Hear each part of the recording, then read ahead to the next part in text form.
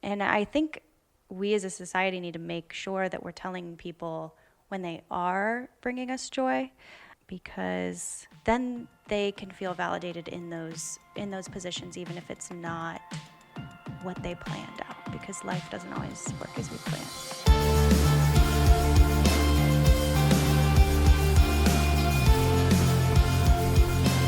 Hello, everyone, and welcome to the What You Don't Hear podcast. I am your host. My name is Ross Theisen. I am a creative director, a filmmaker.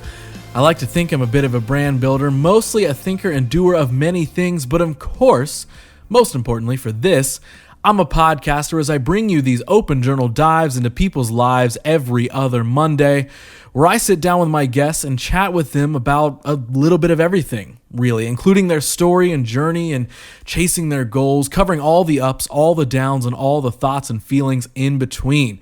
Now, in this episode, I have a seriously wonderful conversation with Megan Pando, the founder of Studio614 and maker Social from right here in Columbus.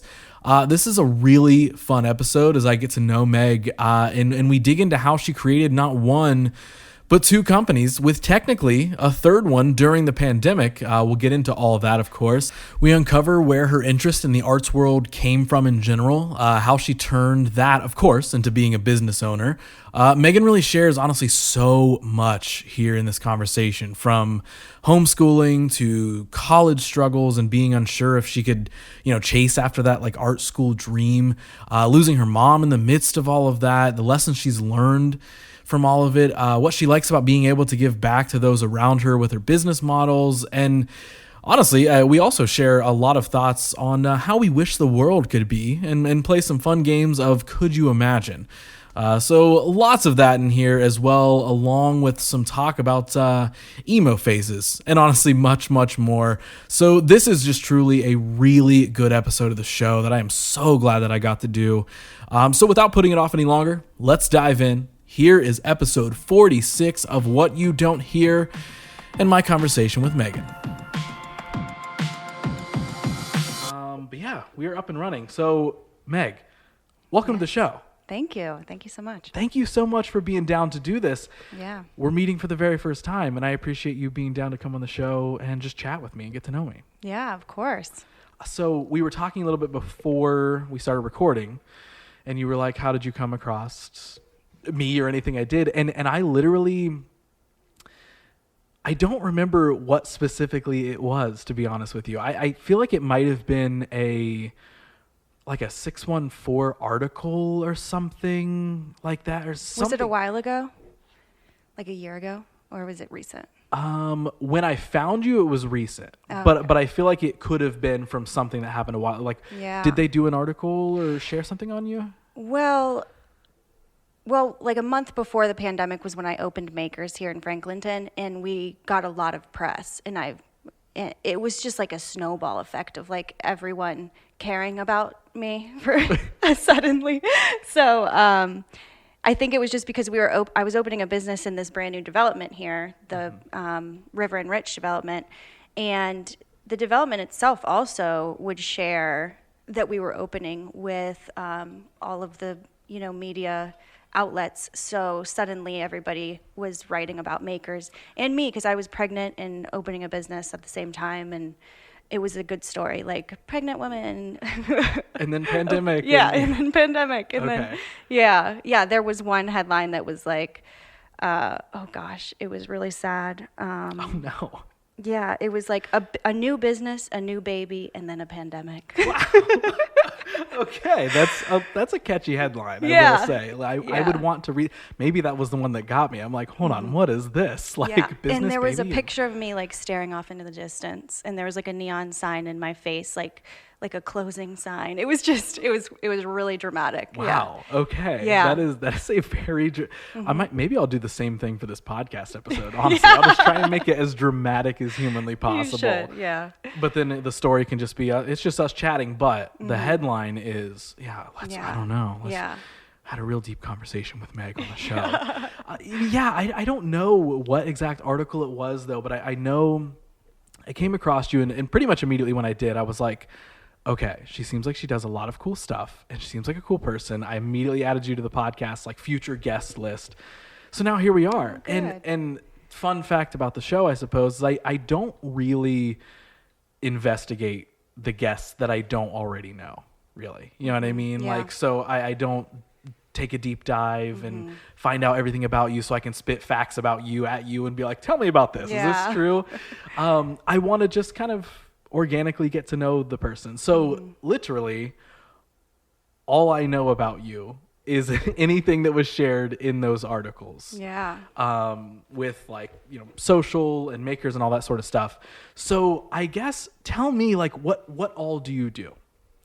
Yeah. So I have two businesses. I call them sister shops or sister businesses because they are similar and we serve the same demographic sort of at both of them. But one of them is called Studio614 and I've had it for 7 years. I started it 7 years ago. I didn't buy it. But that is over on Summit Street in like Sohud. If you're familiar with that name, it's south of Hudson is why we call it that. Yeah. Makes it sound like a cool New York community. It really does. Yeah. But we are right next to Psycho Billy's Barbershop and in Rumba Cafe, if you know that area. Yep. So, and that's where Wild Goose used to be. We were next to, so Wild Goose used to be next door to us, and now Wild Goose is here in Franklinton too, next to my new business. So that's awesome. yeah, so I love Lydia from Wild Goose, but so I had opened that business 7 years ago, and then recently opened Makers Social here in Franklinton in February of 2020. And that business was always in the works. I didn't come out and like tell my employees or anyone that I was opening it until maybe 2018 or so, because that's when I started to realize I had built enough capital and, our email list was huge that I could use money from Studio614 to fund or at least get the loans that I needed from the bank to open up Maker Social. So Maker Social had been a plan since college. Really? Yeah. Okay. So honestly, that even kind of sparks my next question is like, even starting Studio614, like how did you jump in? I mean, and you just said even Makers was an idea since college. Yeah. What was it and when did kind of like the entrepreneurial spirit, I guess, start in you? Yeah. Well, if you ask my dad, he'll tell you that when I was a Girl Scout, I was like selling more cookies than anyone, and he could tell I was an entrepreneur. But I think in college, I definitely, I looked back to like this little like collage diary thing that I made in college, and there was something like, what do you want to be when you grow up? And I was like, I definitely want to run my own business in the arts. So I knew from a young age, but I don't think I knew what I wanted to do. And then I went to DAP, which is the University of Cincinnati. I was in the arts program there, which is considered a really great arts program. It's ranked nationally, but I didn't get in at first. I kind of like, that's a very long story, but I got myself into DAP somehow.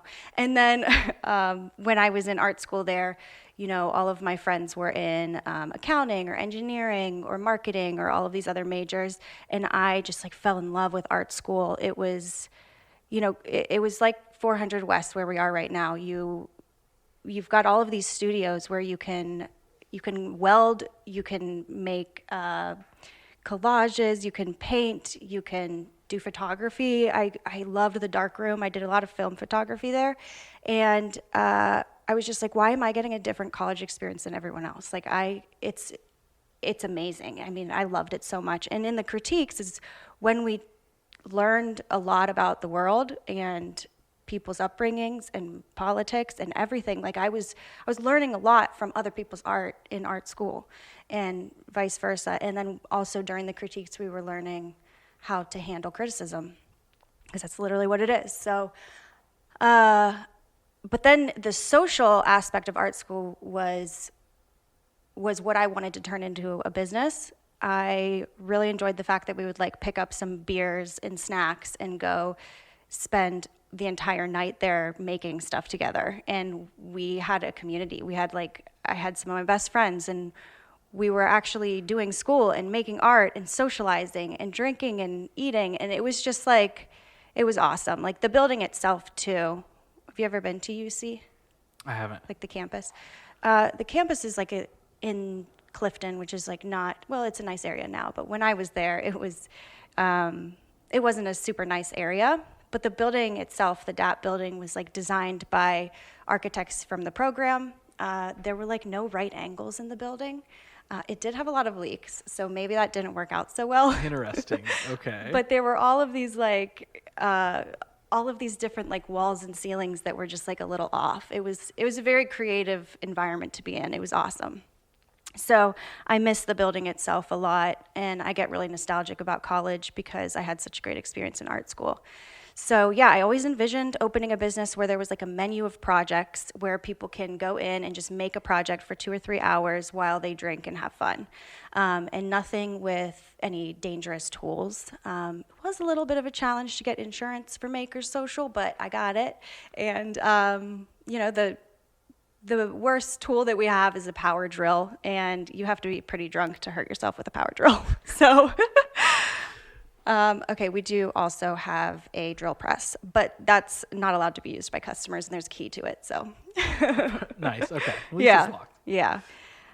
So yeah, that's the story of why I wanted to open Makers all along. I think your original question was about how I opened the studio. Yeah, maybe? And even what led to Studio first. Yeah, so the Studio first, I knew that it would build up the capital because I knew that the paint and sip industry was booming back then, and it was 2015, 2014.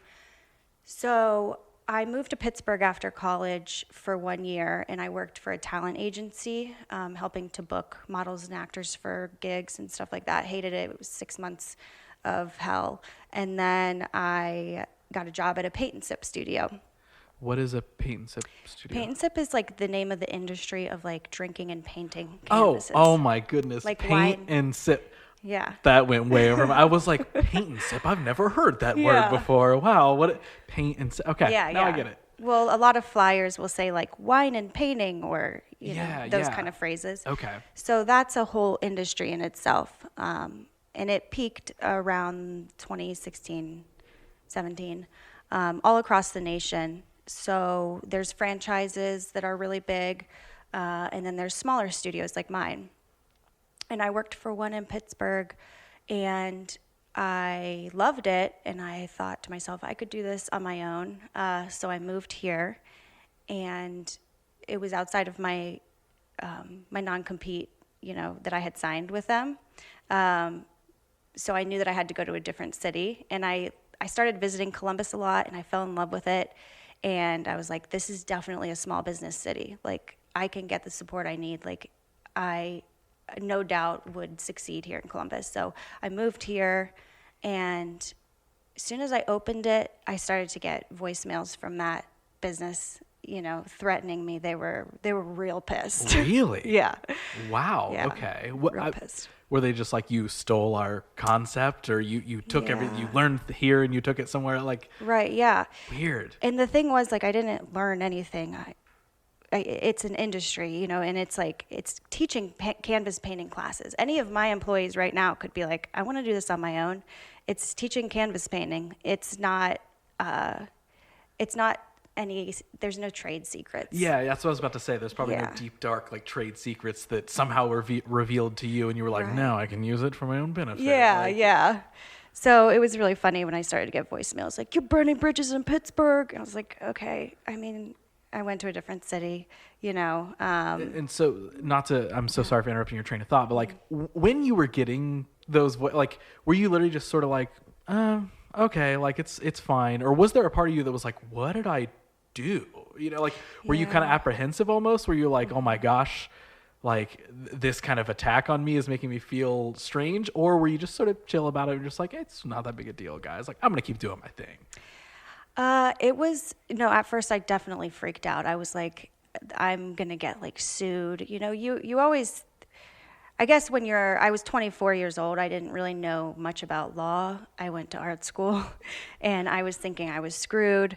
But I had read my contract thoroughly. I didn't do anything wrong. So eventually I calmed down. But it definitely did bother me at first. And I think I showed the voicemail to my dad, and my dad was like, "You have nothing to worry about." That's okay. It's just, I don't know. I was like, they're going to come after me. I'm in danger. I mean, I feel like that'd be a lot of people's first instinct, though, is like you immediately like, I feel like in that situation, most people would either immediately go to anger back to them or into like fear for themselves. Right. I feel like those are almost the immediate like, oh my gosh, or like, how dare they? Where it is nice, though, when you can see through that and be like, this actually isn't that big a deal. And it's also interesting, not that we have to keep harping on this, but those sort of cases and stories are always interesting to me when it's like I'm somebody who's huge on like conflict resolution. Mm-hmm. Like I'm never one to like, will things annoy me? Will things make me mad? 100%.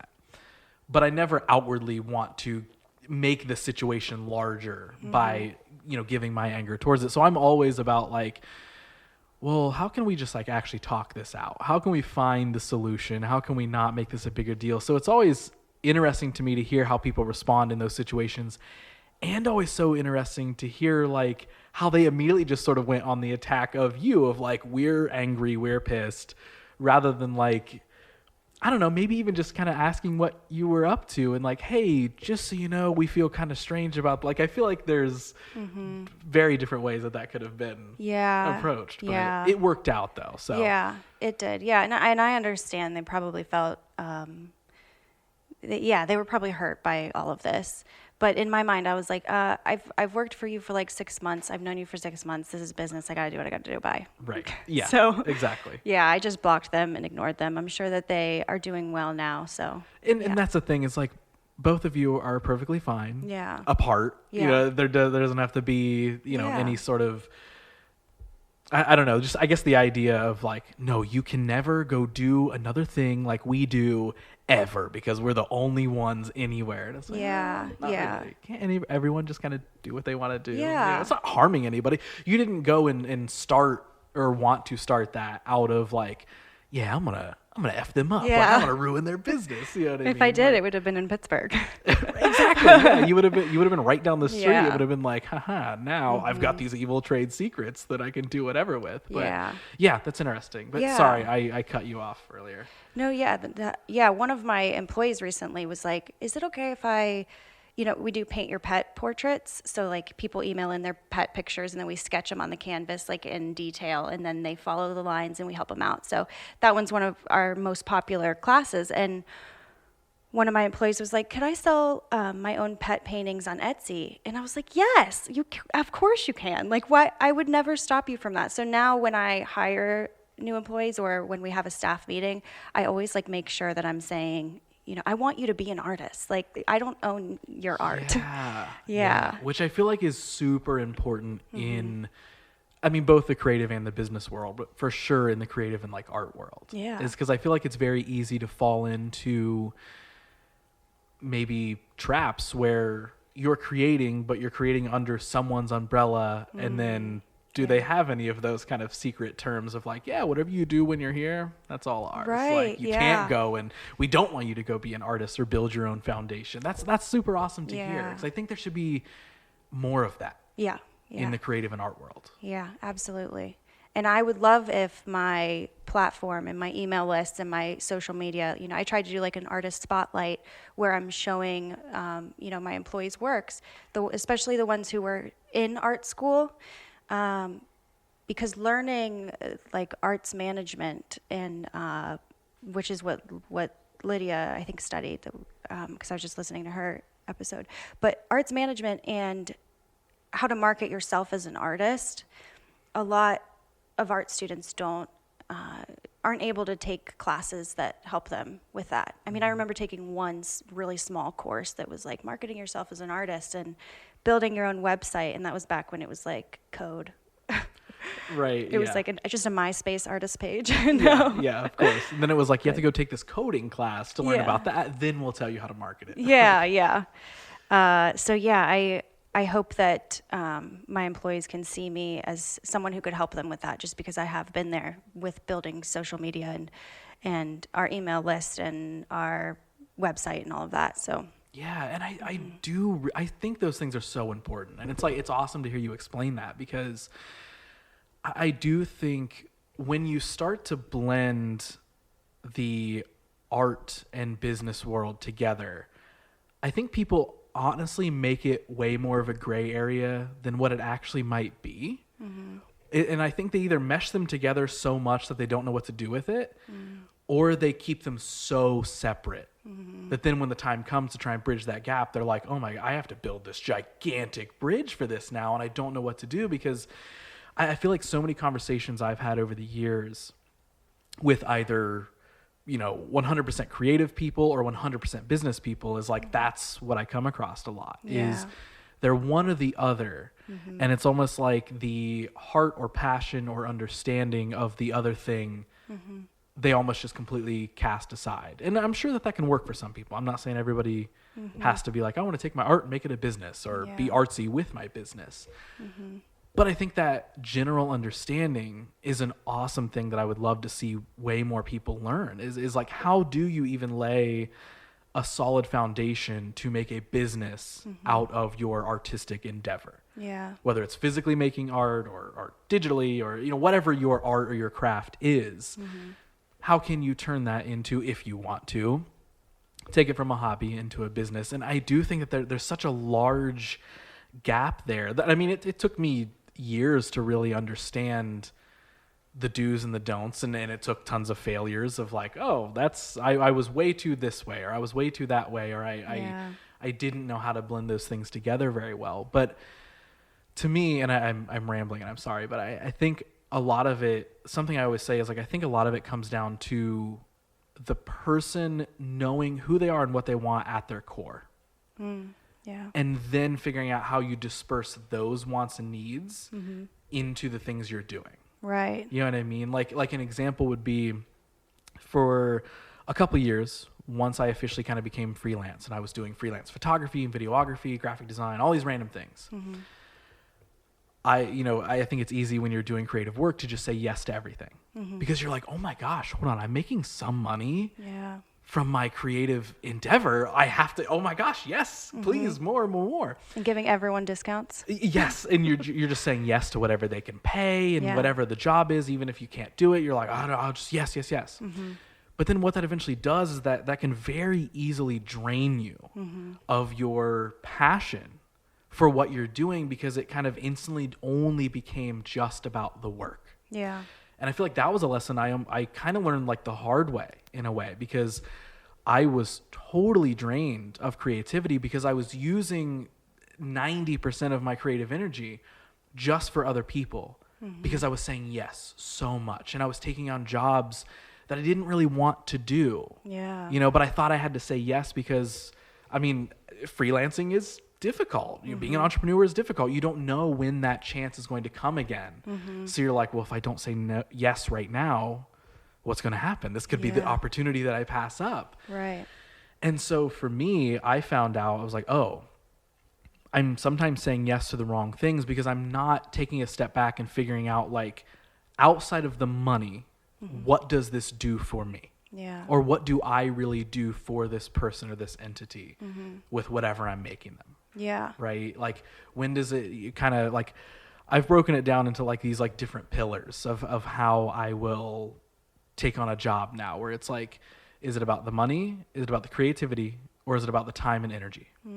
And if I can kind of balance all those things out, then I'm like, oh, okay, with this job, I would only say yes to it just for the money. yeah, So maybe it's not that creative and it'll take a moderate amount of time and energy, but am I okay with saying yes just for the money? yeah, yeah. I like that a lot. And like in the opposite way, like, would I say yes to something that doesn't have any money, but it's super creatively fulfilling?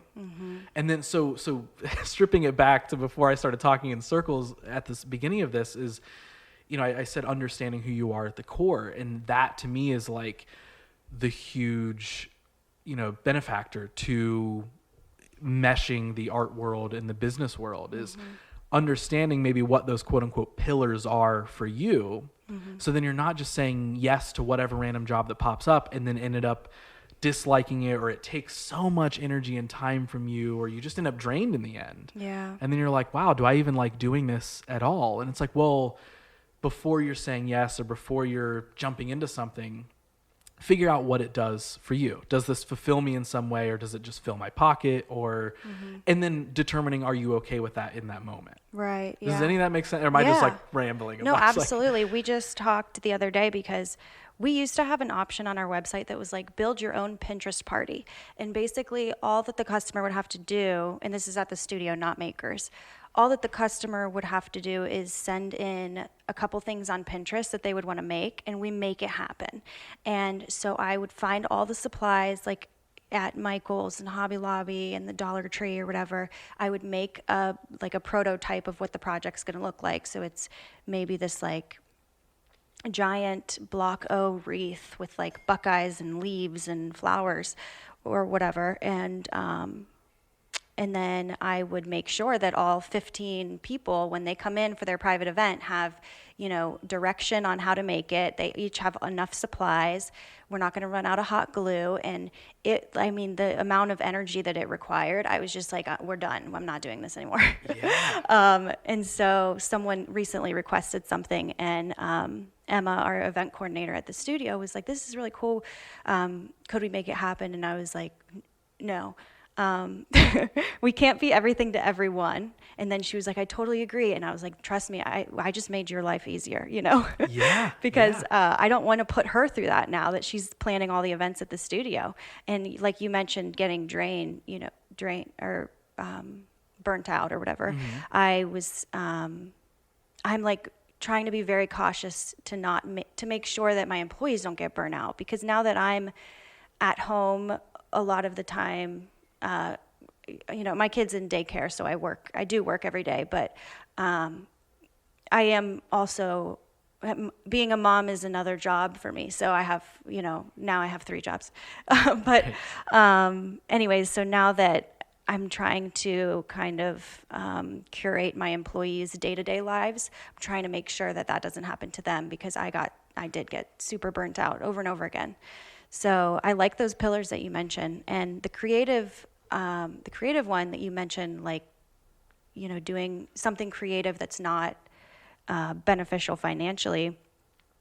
I don't think that I'll ever do this again, but I did start doing film photography again before starting Makers. I think it was 2018, and I would go rent the darkroom at Midwest Photo over on Silver Avenue, and it was amazing. I did it for a couple weeks, and it was so awesome to be back in the darkroom. And hopefully, again, I will do that sometime in my life. Definitely not now, but I look forward to the day that I can have that time to do that as a hobby. Yeah, and that the hobby word is the most important thing, especially, again, on the subject of creative and business and meshing those things together. You have to figure out, like, what do you want as a hobby and what do you want to turn into a business? Because that's when the burnout can happen. That's when, if you're not doing that kind of like quote unquote soul searching, is if I'm making it sound deeper than what it is, but like if you're not figuring out, like you could sit and say, okay, I really like doing film photography. And a lot of people, myself being one of those people, would, if I were in your shoes, I'd be like, I love doing film photography. I should start a film photography brand, and I should start offering film photography shoots to everybody. And oh my gosh, I'm going to do it all the time because it's so exciting and I love it. Yeah. But then, are you giving too much of yourself? Are you turning something that is very fun or creative for you? And are you almost turning it up too much? And then you end up being drained. You end up being burnt out. And then you actually maybe end up liking the thing less. Where if you can figure out how to do it in moderation, just like you're saying, of like, I don't know when I'll do it again, but I'm looking forward to when I do. Yeah. Where it can easily become the opposite of like, I do it 7 days a week and I do love it, but I just want a break. Like I've definitely found myself there a lot where, because I'm the type of person who gets really excited about ideas and really excited about figuring out how to make them possible. And then once I see that possible path, I'm like, there's no reason I shouldn't do this. Like sounds like an entrepreneur. there's no reason that I can't try this, or I'm bad about it with like being overly encouraging to friends or people around me who like slip up and might tell me an idea they want to try, and I'm like, you could totally do it. Here's how you could do it. And it's not just, oh my God, you can make $1 billion. It's, that sounds really fun, and if you're passionate about it, I want to help you. I want to see that through for you. You know what I mean? I want to see you make that happen. And I'm personally really bad about that, where I see anything and I'm like, well, like literally this is the perfect time to give this example. It's like a couple months ago, have you heard of, I don't want to mess up the name, I think it's The Cho Show on Hulu. Why can I not remember the dude's name? I want to say John Cho. Either way, he's a super famous dude. He's an artist, and he made this miniseries on Hulu that is essentially a talk show, but in kind of conversations similar like this, but he takes like very deep dives into people's lives, right? And while he's doing that, he sits and he paints a portrait of them based off of the kind of aura and energy that they're sharing in the conversation. Wow. So my brain being the way that it is, I saw that and got so inspired. And I was like, and again, you just explained to me what paint and sip meant. So I knew you could go do this, but I didn't really think about it. Yeah. And so seeing his show, I was so inspired, and I was like, should I make like a version of the podcast that does that? Like where like, cause I used to be like really, really artsy as a kid. I would paint, I would draw, like, and so I was like, I wonder if I still have that in me. And I wonder if I just kind of ripped off his show just for fun sometimes, and I did it. And then what if I got like friends together in a room and just like, we all just like chilled and painted it. And again, things that exist and literally things that you do. But I got that excited just from seeing this show and being so inspired by the idea that then my mind went 100 miles an hour, where it was like, just like, dude, reel it in a little bit, go to one of these actual events that already exist and just experience it there. You don't always have to, oh my gosh, I have to create the brand. I have to make my own thing and my own version. Like, I'm pretty bad about that. Yeah. Like, I get way too, I stay realistic and I don't just like randomly decide things. Yeah. But at least in my brain, I get real excited about ideas and making them happen. Probably too often. Yeah. No, I can totally relate. I accidentally started like a candle business on the side during the pandemic. And I'm just like, why am I now accidentally like mailing candles to people? That's so good. And to me, like, I'm going to play devil's advocate against everything I just said, but I'm also like that type of person who's just like, why not? Yeah. Why not just do it? Why not just try it? And then you're either going to find out that it sucks and it's super hard and you're like, oh, I actually didn't want to do this at all. Or maybe you find out, oh, wait, no, yeah, I am seeing how to make this work. I do know how to make this work. But again, like it's all that balance that we were kind of talking about, and what you're talking about wanting to be able to teach more people is figuring out, okay, you're passionate about something and you want to turn it into a business. So how do you kind of blend those things together? And then when you blend them together, there's like this ever flowing like balancing act to it. Yeah. Oh, absolutely. It's like not getting burnt out, but still making sure you're doing enough work and there's just enough structure, but also just enough freedom. Like, I feel like that's so much of like what the last decade of my life has been. Yeah, personally, is like figuring all that stuff out. And I'm sure you've experienced all of that same exact stuff. And you went to school for this stuff. So yeah, no, I think a lot of it is when you're trying to figure out how to make it a business, being cognizant of who is your demographic. Like, is this going to sell to people? Is this like a Shark Tank idea, or is this like, am I going to sell my art to a different community than the one I live in? And there's just a lot of questions, especially with the e-commerce world too, if you want to work that into your plan. So yeah, there's a lot to consider before turning your art into a business and learning how to market it. What is it about sharing that process with people that you enjoy so much? Because I think it's very easy for someone to become an entrepreneur. They own the business and they can just sort of be like, great, I'm going to do my part, and then I'm just going to have employees and hope you like it. Like, but when you take that extra step of, no, I want everyone to be involved in this, and I want everyone to learn from this. And just like from the story earlier, like, hey, if you leave my thing, I want you to be set up well enough to go and do your own thing if that's what you want to pursue. Like, what do you like about that? Like, is it the social aspect? Is it the helping people aspect? Like, Yeah, I think part of it's seeing them, like a lot of my employees with the studio, specifically because Makers has only been open for a year, but a lot of my studio staff works there all throughout college. So I've had them for like all 4 years. One of them recently, moved to New York, got a job teaching art, and it's just like watching them grow up and like also supporting them, because I know that when I was growing up and when I was their age, the job experiences that I had were so shitty, and they did mold who I am. You gotta be in a kitchen running food and dealing with awful customers to build character. I definitely believe that. I'll force my son someday to work in restaurants. But I also never had, that I can think of off the top of my head, a manager or a boss in a job who gave a shit about my life. So I tried to ask questions and see what's going on in their lives and just support them. And when you listen to them, oh my gosh, everyone has a dream outside of what they're doing. None of them are like, I want to be with you forever. Like, none of them are like, I just don't, they're not like, I want to climb this ladder. That's just not how small business is. So as I listen, then I can find out what they really want to do and support them. And the ones who leave to go to a different job, like I can't think of a time that I've like reacted terribly.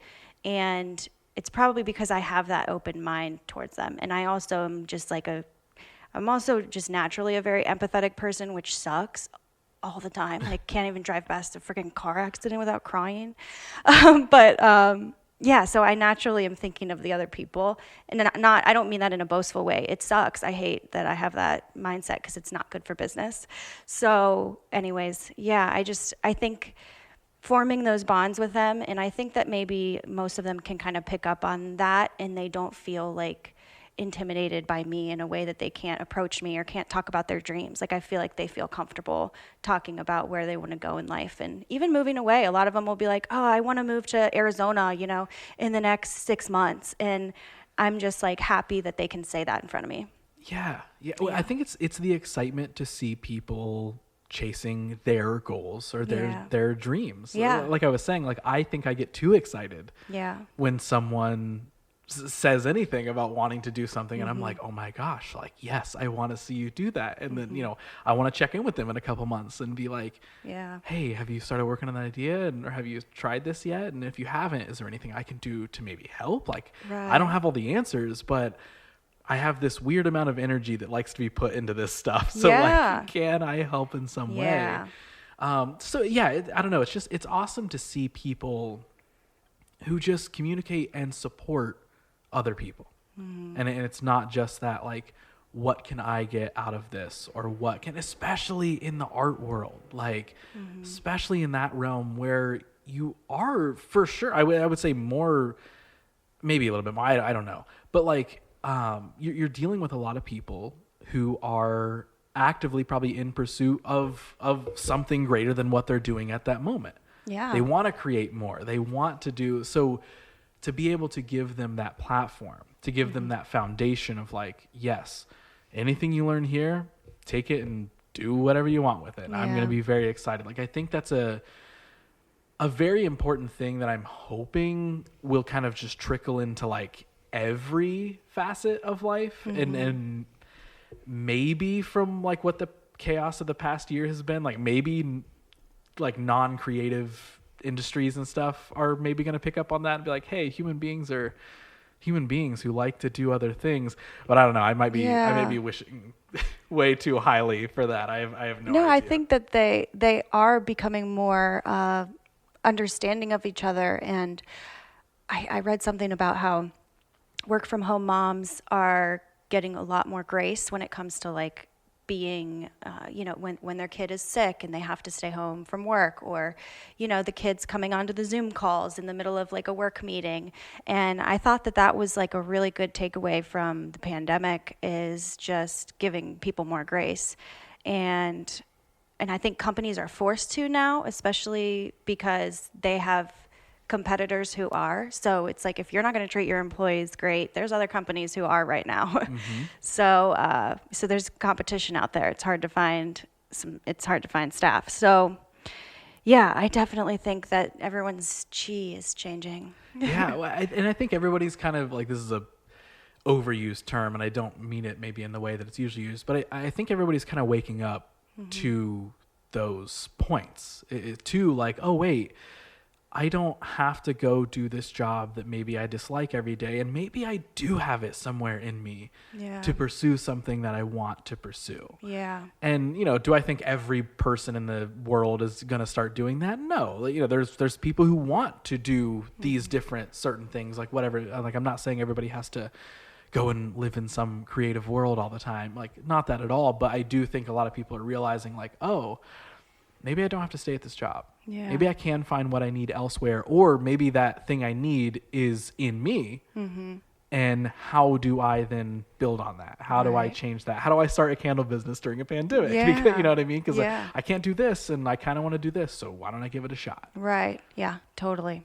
So I want to dive back into how you started Studio, because I trailed us off so much. Okay. But I want to dig back even a little bit further. Like, was this like entrepreneurial spirit? Like, I mean, you mentioned it earlier a little bit. Like, was it with you growing up? Like, what was growing up like? Like, were you around other entrepreneurs? Was it just something where you just naturally kind of artsy and creative as a kid and always kind of attracted to those things? Like, what was growing up like for you? Yeah, I don't even remember if I was very artistic when I was a child. I do remember that I loved nature and being outside, but I don't remember like if I was a good drawer or painter or anything. But growing up, I was actually homeschooled for like 7 years, like 2nd grade to 8th grade. And my mom was the one who homeschooled me. My dad worked full time, but my mom was an entrepreneur. Like, homeschooling your kids, if you're going to do it well and like and be extremely involved and not just put them in front of a screen, which wasn't possible when I was in elementary, so it was books. But if you're going to do a good job, you are running a business. I mean, my mom was running a business in my basement, even to the point where she started inviting other homeschool kids over, and then she started her own school in the basement. So incredible. Yeah. So she was teaching writing. I think she charged like $100 a month, and all of these kids, for each kid, and these kids would come over every Friday, and she would teach creative writing. And we'd all have to come with our little essays, and our basement was just whiteboard. Like, the whole wall was whiteboard, and we were all facing forward. It was really cool. She was just an incredible teacher, and she was so involved that she gave me everything I needed to learn. Like, I had a catered elementary experience, but she also socialized me really well, because I know you're thinking, like, why aren't you awkward? Why are you so easy to talk to if you were homeschooled? But no, she took me to fencing lessons, horseback riding. I volunteered at this handicap home all the time, where I would have to play tambourine and sing and play piano to the handicap folks. Wow. And these are people who live in this handicap home.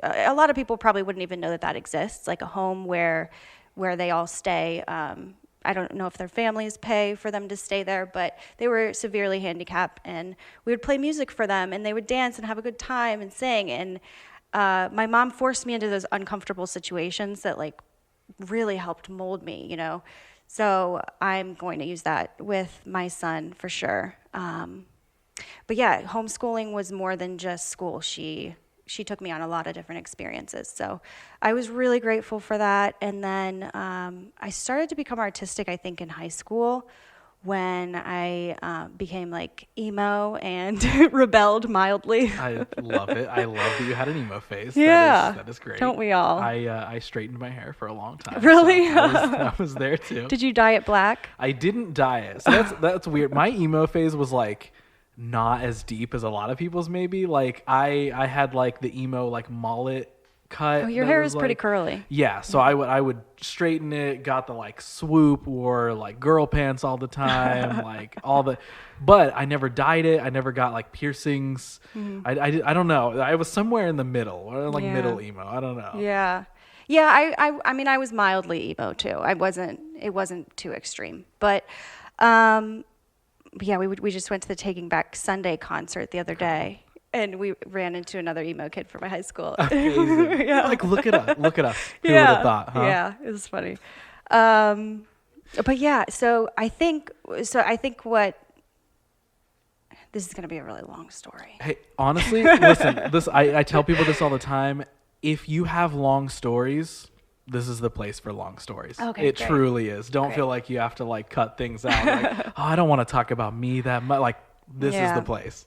All right, so it's 8th grade, and I'm homeschooled still, and just crushing it, like literally testing into like the 98th percentile in the nation, because homeschool kids have to take standardized tests in order to like make sure that their parents aren't just like smoking weed on the couch while the kids Right.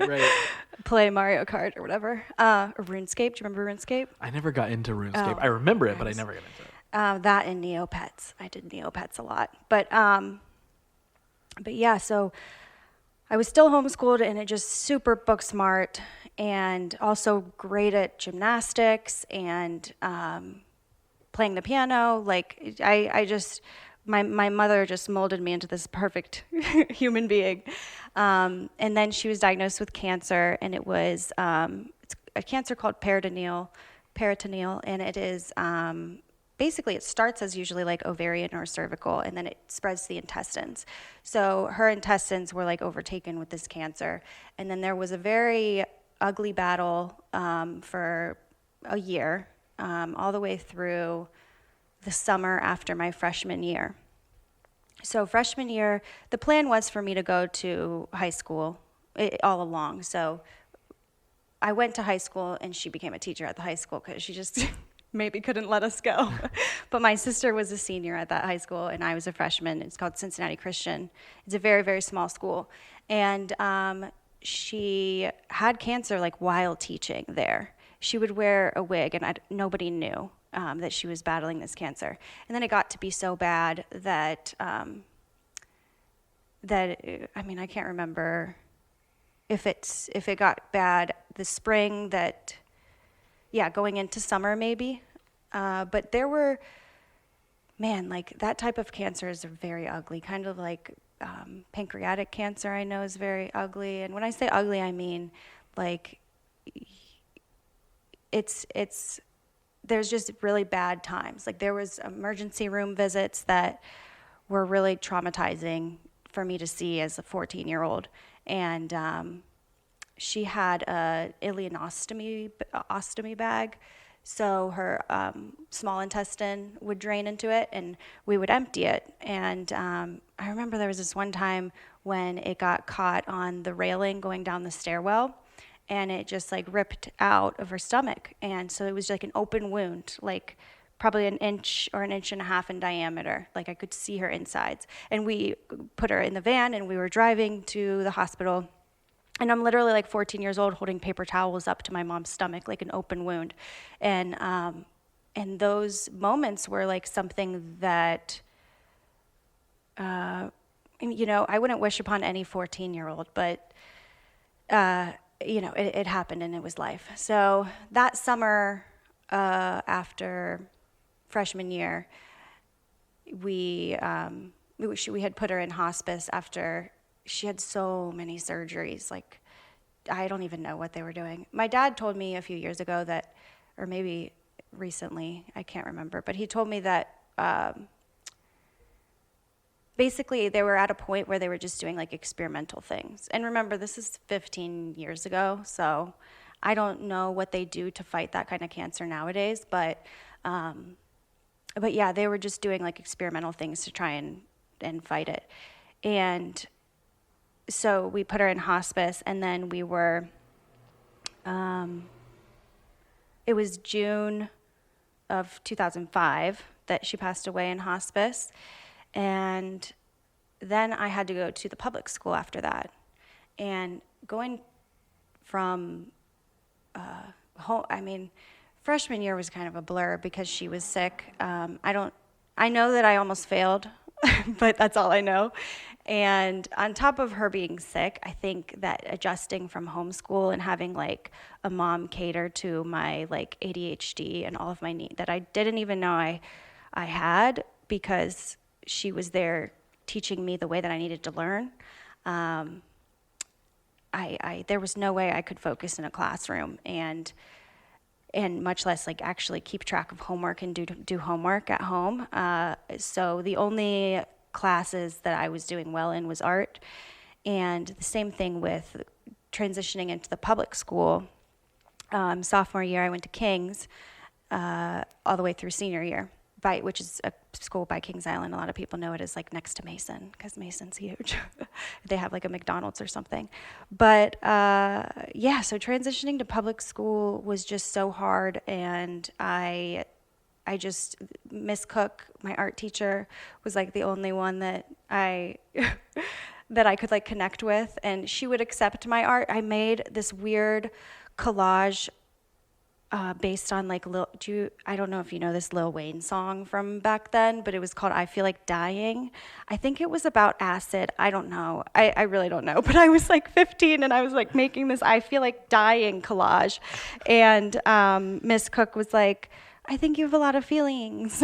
I think you might be an Enneagram 4. And I was like, I am.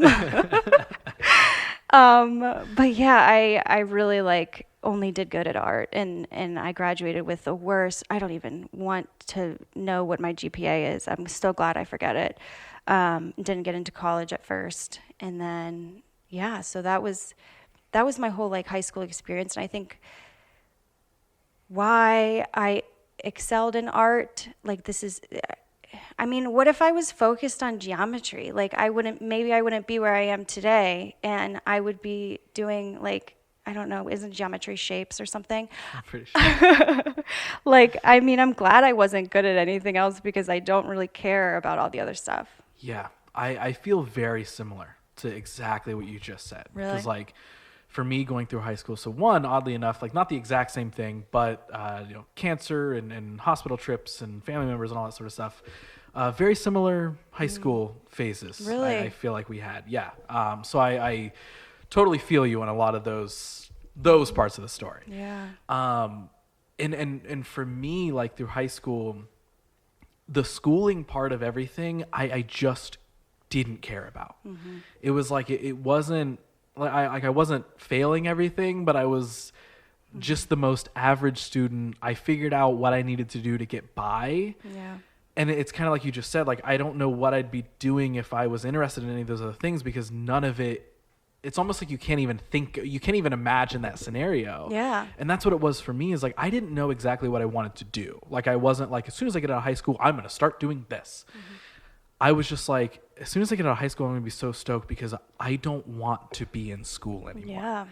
Yeah. And I never had like the super, crazy high school rebellious phase of like, I didn't get into like partying and all this sort of stuff. Like I had friends that I would hang out with all the time, and we weren't really doing anything crazy on either end of the spectrum. It wasn't like I was jumping in and like doing art at my house alone all the time. And it wasn't like I was going out and partying all the time either. I was just somewhere right in the middle, where I was just like, I don't know what it is I want to do, but I know that I just need the freedom to be able to do it. Mm-hmm.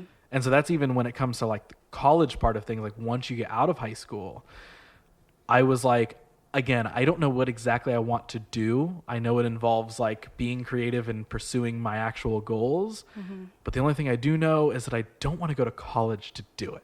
Yeah. So what was your decision-making process after high school of like did you have that sort of like, I want to go to school for art and I'm going to go to college right away. Like, but you know, you were just saying like you were kind of, you know, had a indifferent experience, I guess, with high school and, you know, weren't like the straight A, you know, kid or whatever. So like, what was that transition like for you? So my dad was like left with this 14-year-old girl like me, a teenager, and he was a working dad. It wasn't his job to raise me. He was definitely a present father, but my mom did the disciplining and you know, obviously all of the raising.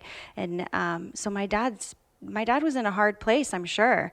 My sister went off to Miami U because she's just a genius and like whatever. She's the golden child. So she went off to Miami, and then my dad and me, you know, we were there at home, and he, I think he was just oh gosh, did you watch the movie Fatherhood with Kevin Hart? It's No, a but I'm really aware good of it. movie. Yeah. Really good movie. But in that movie, he's left with a baby because his wife dies after giving birth to the baby. But in this situation, it's so different because my dad's left with like a teenager who like just started her period. Like, what do you do? You know, so he was probably like, what am I supposed to do? Right. He made me steak for dinner every night. Like, my mom did all the cooking, but thank you, Dad, so much for the steak. I loved it. So my dad, when I was in my senior year, we had some conversation that was life-changing because all my friends started to like get into schools, and I started getting rejection letters. Like I got one from OU, and everyone's like, "It's so easy to get into OU," and I was like, "Oh." Like, yeah, it is. Yeah. That's why I don't want to go. Yeah. Slips letter under the rug. I'm cooler than OU. So I was like, Dad, I'm like not getting into schools. I don't know why. I like sent them, you know, my Lil Wayne art. Like, why do they not like it? Yeah, you're like, what's going on? Like, they apparently don't like Lil Wayne. Yeah. And my dad was like, I could see just in his face, I can't remember his exact words, but he was stressed out. He was like, I don't know, Megan. And he was probably partially blaming himself because he was probably like, I haven't disciplined her to get good grades for the past few years. It's crazy because now in hindsight, when I think, I feel so bad that for what I put my dad through as a teenager. And just I think about that. I'm so sorry for interrupting you. You do? Do you think about that too? I think about that all the time. Yeah. I literally think back, even when I was younger than like teen years or anything, because, you know, teen years, everyone becomes a little bit edgy, even if you're not crazy, right? Yeah. But I think about that all the time where I'm like, I wish I could set my parents down and apologize for anything I ever did. Yeah. Like, even just like, you know, stomping up the stairs and be like, I know. Yeah. I don't want to talk about it. Like, I'm like, why would I act like that? I'm so sorry. know. And I think that same thing. Like, there's like specific memories that stick out in my mind where I'm like, I can't believe I did that. And I wish I could go back in time and change that, even though it's not not an end of the world thing. It's not, you know, some crazy thing, but I'm an overly emotional, empathetic person.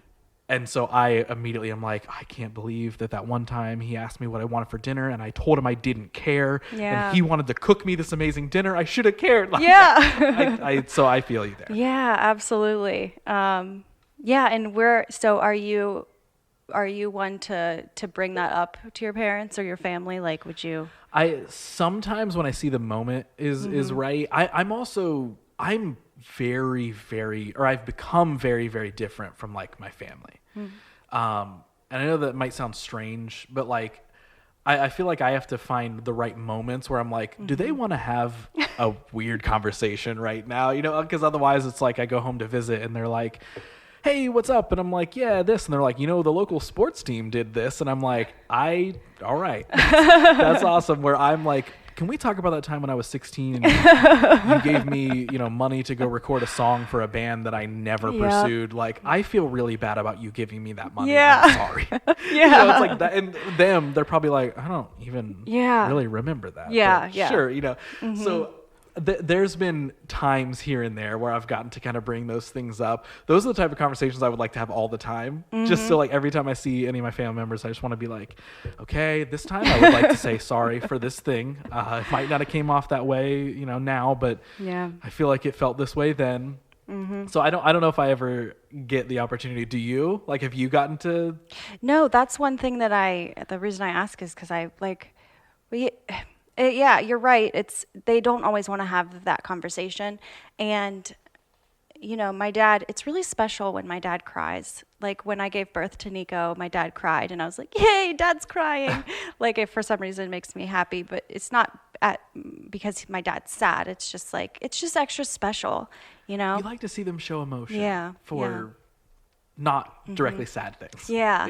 But my dad is so good and so intentional when he does show emotion. Or, I remember he wrote me a letter when I graduated college, and that it was read like out loud to my whole sorority. I don't know why they read letters out loud, but it was such a special letter. So yeah, it's really special. So my dad, originally, I think I was saying that he was overwhelmed with me being, not getting into college. And I just could tell that he was stressed out. And I feel like, when they say that your brain doesn't fully develop until you're like in your 20s or whatever. Mm-hmm. Yeah, like my brain at that moment was like, you don't have a future if you don't figure out what you want to do. Not necessarily if you don't go to college, but if you don't figure out your plan right now, because you're about to graduate and then have nothing. And then, every day of the week, what are you going to do? Are you going to live? I'm sure that my dad would let me live with him forever and he'd be fine with that. But, it was just a moment of clarity. And so I got my rejection letter from UC, and then I called up their admissions office and I was like, can I just set up a meeting and talk to somebody? And I did. And I just told them basically everything I just told you, that high school was hard for me and that I dreamt of being in DAP, because somewhere along the line I heard of DAP and I had friends who were getting into it for fashion design. And so it stands for the College of Design, Architecture, Art, and Planning. So it's all different forms of art and design. And at the time it was like number 3 in the nation for not necessarily fine arts, but for design, and architecture, I think. So I had friends who were getting into it, and I was like, I'm going to make my way in. So when I got to the admissions office and I told them my story, and I talked to them a lot, they let me into this thing called the Center for Access and Transition, and it was basically me with a bunch of kids on probation. Okay. So I sat in the room, and I'm surrounded by all these kids who were sleeping, and I don't know if maybe their parents forced them into this little it was a sector of UC it doesn't even count. So you have to pay full college tuition, and your first semester is at this Center for Access and transitioning you into college. So you do have to pay tuition, but none of those credit hours count, and you take pretty basic courses. It was basically senior year of college over again. Like kindercare for college. Do you remember kinder, or not, what was it called? Between kindergarten and kinder first. Kinder first. Kinder first. I also did that. It's between, of course I did. It's between kindergarten and first grade. If you're a little bit slow in kindergarten, then they make you do kinder first as a transition into first grade. Okay. I don't think I knew that. But then when I was homeschooled, I was so mad that I was 1 year behind, and I was older than everybody, younger than everybody. And so, that's why I went to kinder first. So I skipped 6th grade when I was homeschooled. But that's what homeschooling does for you when you're an ADHD kid. My mom was like, you know what, we're just going to do 5th and 6th grade in 1 year. And I was like, okay. Man, schooling, I know I'm trailing us off here for a second, but schooling is so strange to me because a distinct memory I have as a kid, it was 5th grade or something, maybe 6th. We had this group or class, I don't know, at our school called TAG, and it stood for Talented and Gifted.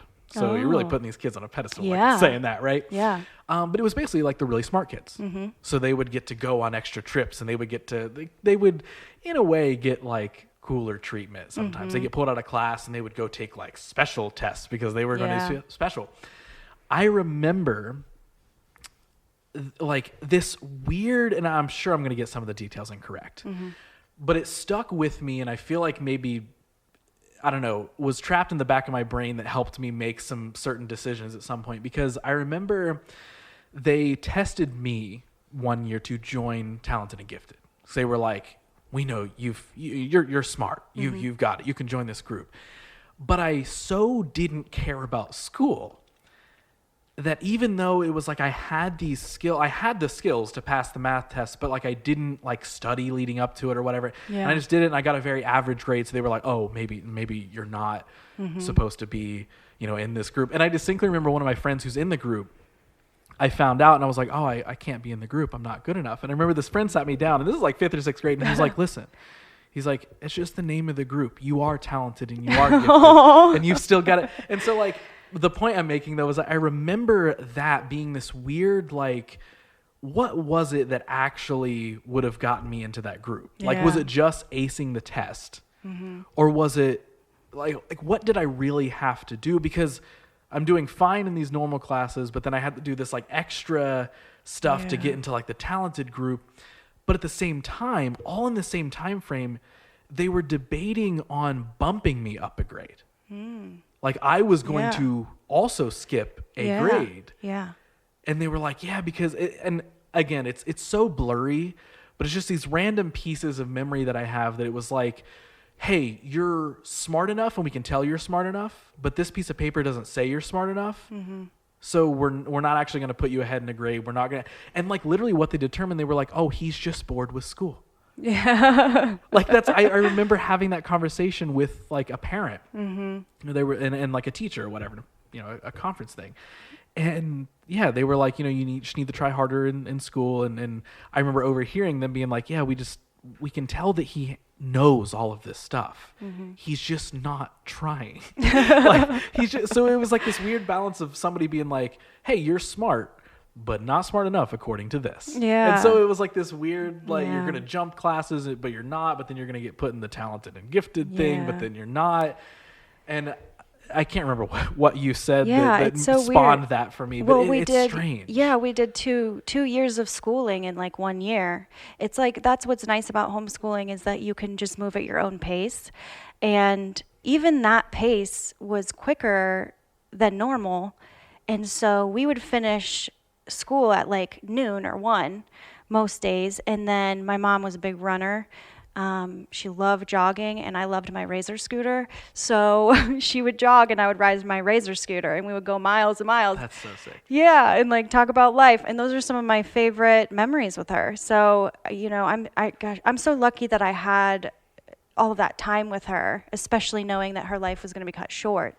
But moving at your own pace is so ideal. If only we could do that, with regular schooling too. Right. Yeah. And that I feel like is a whole other conversation for a whole other podcast, because there's so much that like, and again, I think it turns into like the classic, not conspiracy podcast, but like wouldn't it be cool if the world was like this? I know. And it's like, everybody says that, but who knows what, right. Cause like there's so much I look at with school and I'm like, dude, like if it were halfway different, I think there would be vastly different results. Yeah. You know what I mean? Yeah. Like, and even setting people up into actually entering the real world. Like, cool, I understand math and all this other stuff, but freaking spreadsheets. Why did nobody teach me that? Yeah. Like I'm still like counting on my fingers. I mean, right? Those stupid equations in the spreadsheets, like I have to Google every time, like, how do I add columns together? And then what's weird is in high school, we had math tests and all this sort of stuff, but that was when like they officially were like, oh yeah, you can use calculators, like it's fine. Yeah. Yeah. What am I learning? What am I learning? Dude, like, and that, I feel like that's when again, the story I just told you where I was like, oh, I don't have to try. At some point, I cracked the code of realizing like, all this is just, can you remember well? That's all it is. Yeah. And am I really retaining? And like, yes, if you do something enough, you take the same math test 97 years in a row, you're going to remember what those numbers are. Yeah. But that I think is the greater weird issue is like, it literally is just about remembering. Yeah. Can you remember it when you need to remember it? And then after that, it doesn't matter. Like one of my best friends in high school, had this trick in our history class where we like just made this like little game basically out of how to remember answers for the quizzes. And again, adding to the point of it's not about learning, it's just about remembering.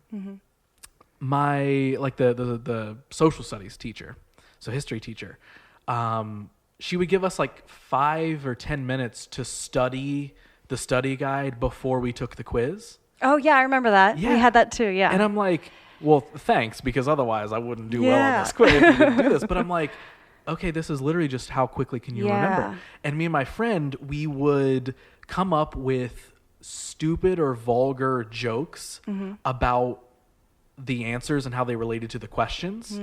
And then when we'd see it on the test, we'd think of that dumb joke and be like, oh yeah, it was so-and-so who did the so-and-so because he shit on the thing. Like, and like that had nothing to do with the answer. Clearly, but we were like, George Washington did shit on that declaration. Okay, now I know the answer.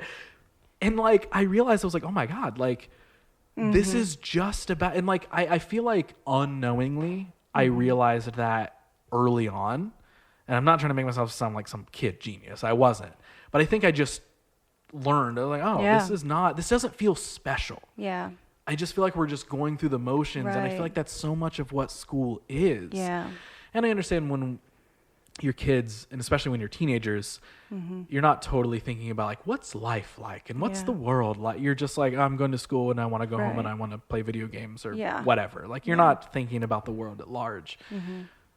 But I do think that maybe if something changed, maybe some of that could change too. Yeah. Like leaving high school, like I didn't know how to, at that point in time, like balance a checkbook because that was a thing you really had to do. And, you know, and I didn't really, like we had a home ec class or whatever, but it was just like, it was kind of like the teacher would like sort of teach us something. And again, we were just like teenage kids. So I was like, I don't want to learn how to cook a pie. I don't, you know. Yeah. But, and then it was just like, you would make this terrible stuff. You do terrible. And they were like, all right, you did it. Yeah. A forever. Yeah. And it was just like, okay. Yeah. So I had the same thought.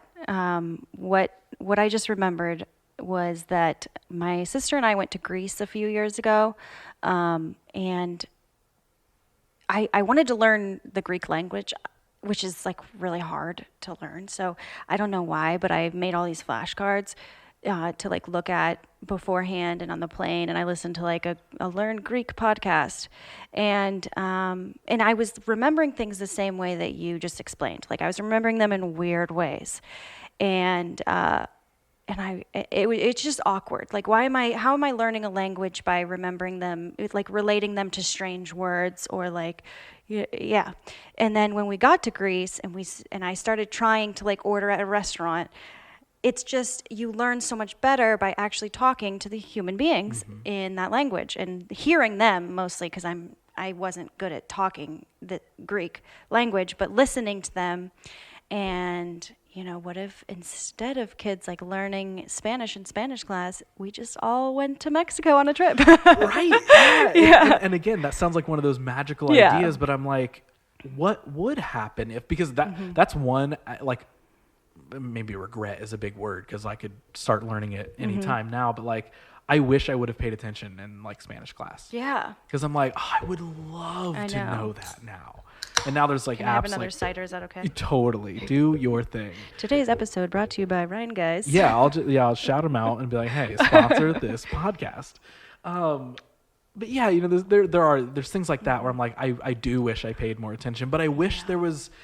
And maybe there is no answer. And maybe that's why it's not the way that we wish it was. But I wish there was a way to get kids to care in different ways while they're in school. And that's so much easier to sit and for us to be like, in hindsight, hindsight's 20/20 always. So you can see things differently. And again, I probably as a teenager, I would have wanted to skip the trip to Mexico. You know, I would have been like, I don't want to go. I could have a whole week off from school. Why would I go to? So maybe the answer is just there isn't really one. But I do think there's some different ways of how schooling can be done. It's like, imagine if public schooling was even some form of how your homeschooling experience was. Right, like smaller groups of kids in a basement. In a basement with a whiteboard. Like they find basements around town. Like you're going to First Street, you're going to Third. Yeah. But like, it's like, how can you make the experience feel more real or more home-like or more something, rather than like you are numbers and you walk into, which gets maybe into a conspiracy podcast where people are like, well, it's kind of training people to go through the society process of you get a number and you clock in somewhere and you go robotically do your job and then you leave and then you go back the next day. So like, that's a whole other theory that people have. They're like, well, it's kind of, they're just getting you used to the system that they want. And who knows? I don't want anything to pop through this window and take me out for saying whether I think that's true or not. Yeah. But imagine if some of your homeschooling experience was some sort of way of how public schooling worked. I think if something changed, you could see better results or more formed human beings, or more, even, it's not even about the knowledge, to me at least. It's more about like learning to communicate, learning to empathize, learning to problem solve. Imagine if there was like a problem solving class in school. Dude, like, again, kids probably would be like, this is so stupid at school, but like maybe after a while, like if I were taught conflict management at a younger age, maybe I wouldn't have cared at the moment, but it at least would have been instilled in me. And maybe sooner I would have learned like, oh yeah, I shouldn't get super pissed off at this. Because I do remember in 8th grade, I got taught how to do this. So I guess that makes sense now. At least like it instills it in your brain and then you remember it at some point. It's not like every day you're a perfect person just because you learned something once, but I don't know. And it's, well, I'm reading all of these toddler books now that I have a freaking devil child toddler. Not a devil child, but toddlers are assholes.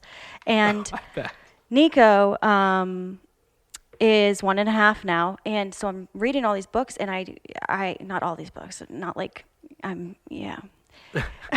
make it sound like I'm a scholar, like sitting in my office reading books on books.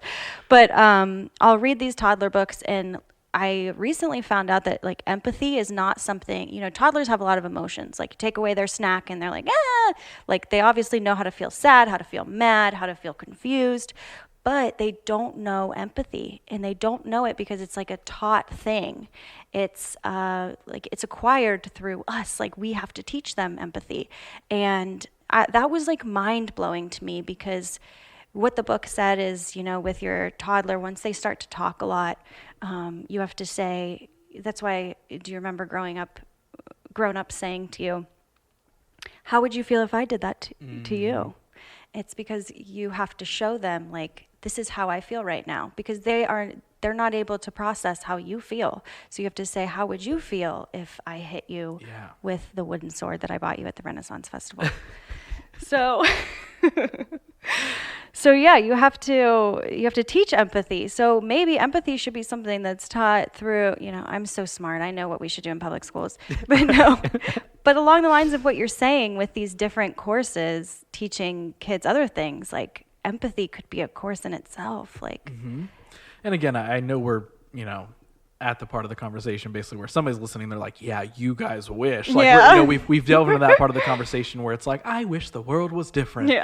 And, again, I'm not smart enough to understand how those things change or ever implemented, and the people who might be smart enough to do that probably don't really care if they're in the position of making decisions. So they're probably just like, whatever. It's not broke, don't fix it. Whatever it is, but it actually is really broken. And should be fixed. But I don't know. Those are just things that I don't have kids, but I do think about that stuff a lot. Like it kind of scares me for when I have a kid. I'm like, do I know how to teach a human being things? And just like you're saying, of like remembering, like, okay, you need to teach them empathy, and even being worried, like, because I know I'll be the type of parent who, like, I'll be worried about what they learn at school. Oh, right. I know. So I'll be like, okay, I want you to socialize. I want you to learn what it's like to interact with people and blah, blah, blah. And hey, luckily the comfort of schooling, the structure that we're complaining about is at least there. So, hey, you teach my kids things and I'll maybe teach them about life. But I'm also like, but what, I don't know if I want my kid to learn about the Civil War for 10 years in a row. I don't think you need to learn about the same thing Yeah. every single year. You know what I Right. mean? Like Yeah. that's when I'm like, I don't Yeah. know, like, should I homeschool my child? Like, but I'm like, but then do I know how to teach them anything? Like, I think about that Yeah. stuff all the time where I'm like, Well, it comes natural, and it's not, no parents are perfect. I mean, my mom, she screamed at me a lot. Like, I know that a lot of people talk about childhood trauma, and when they're like, "Oh yeah, my mom like had an anger problem, she would scream at me." I'm like, same, but I also appreciated it, and I don't know, it was at the right moments. Like, I remember this one time that probably other teachers can relate to with.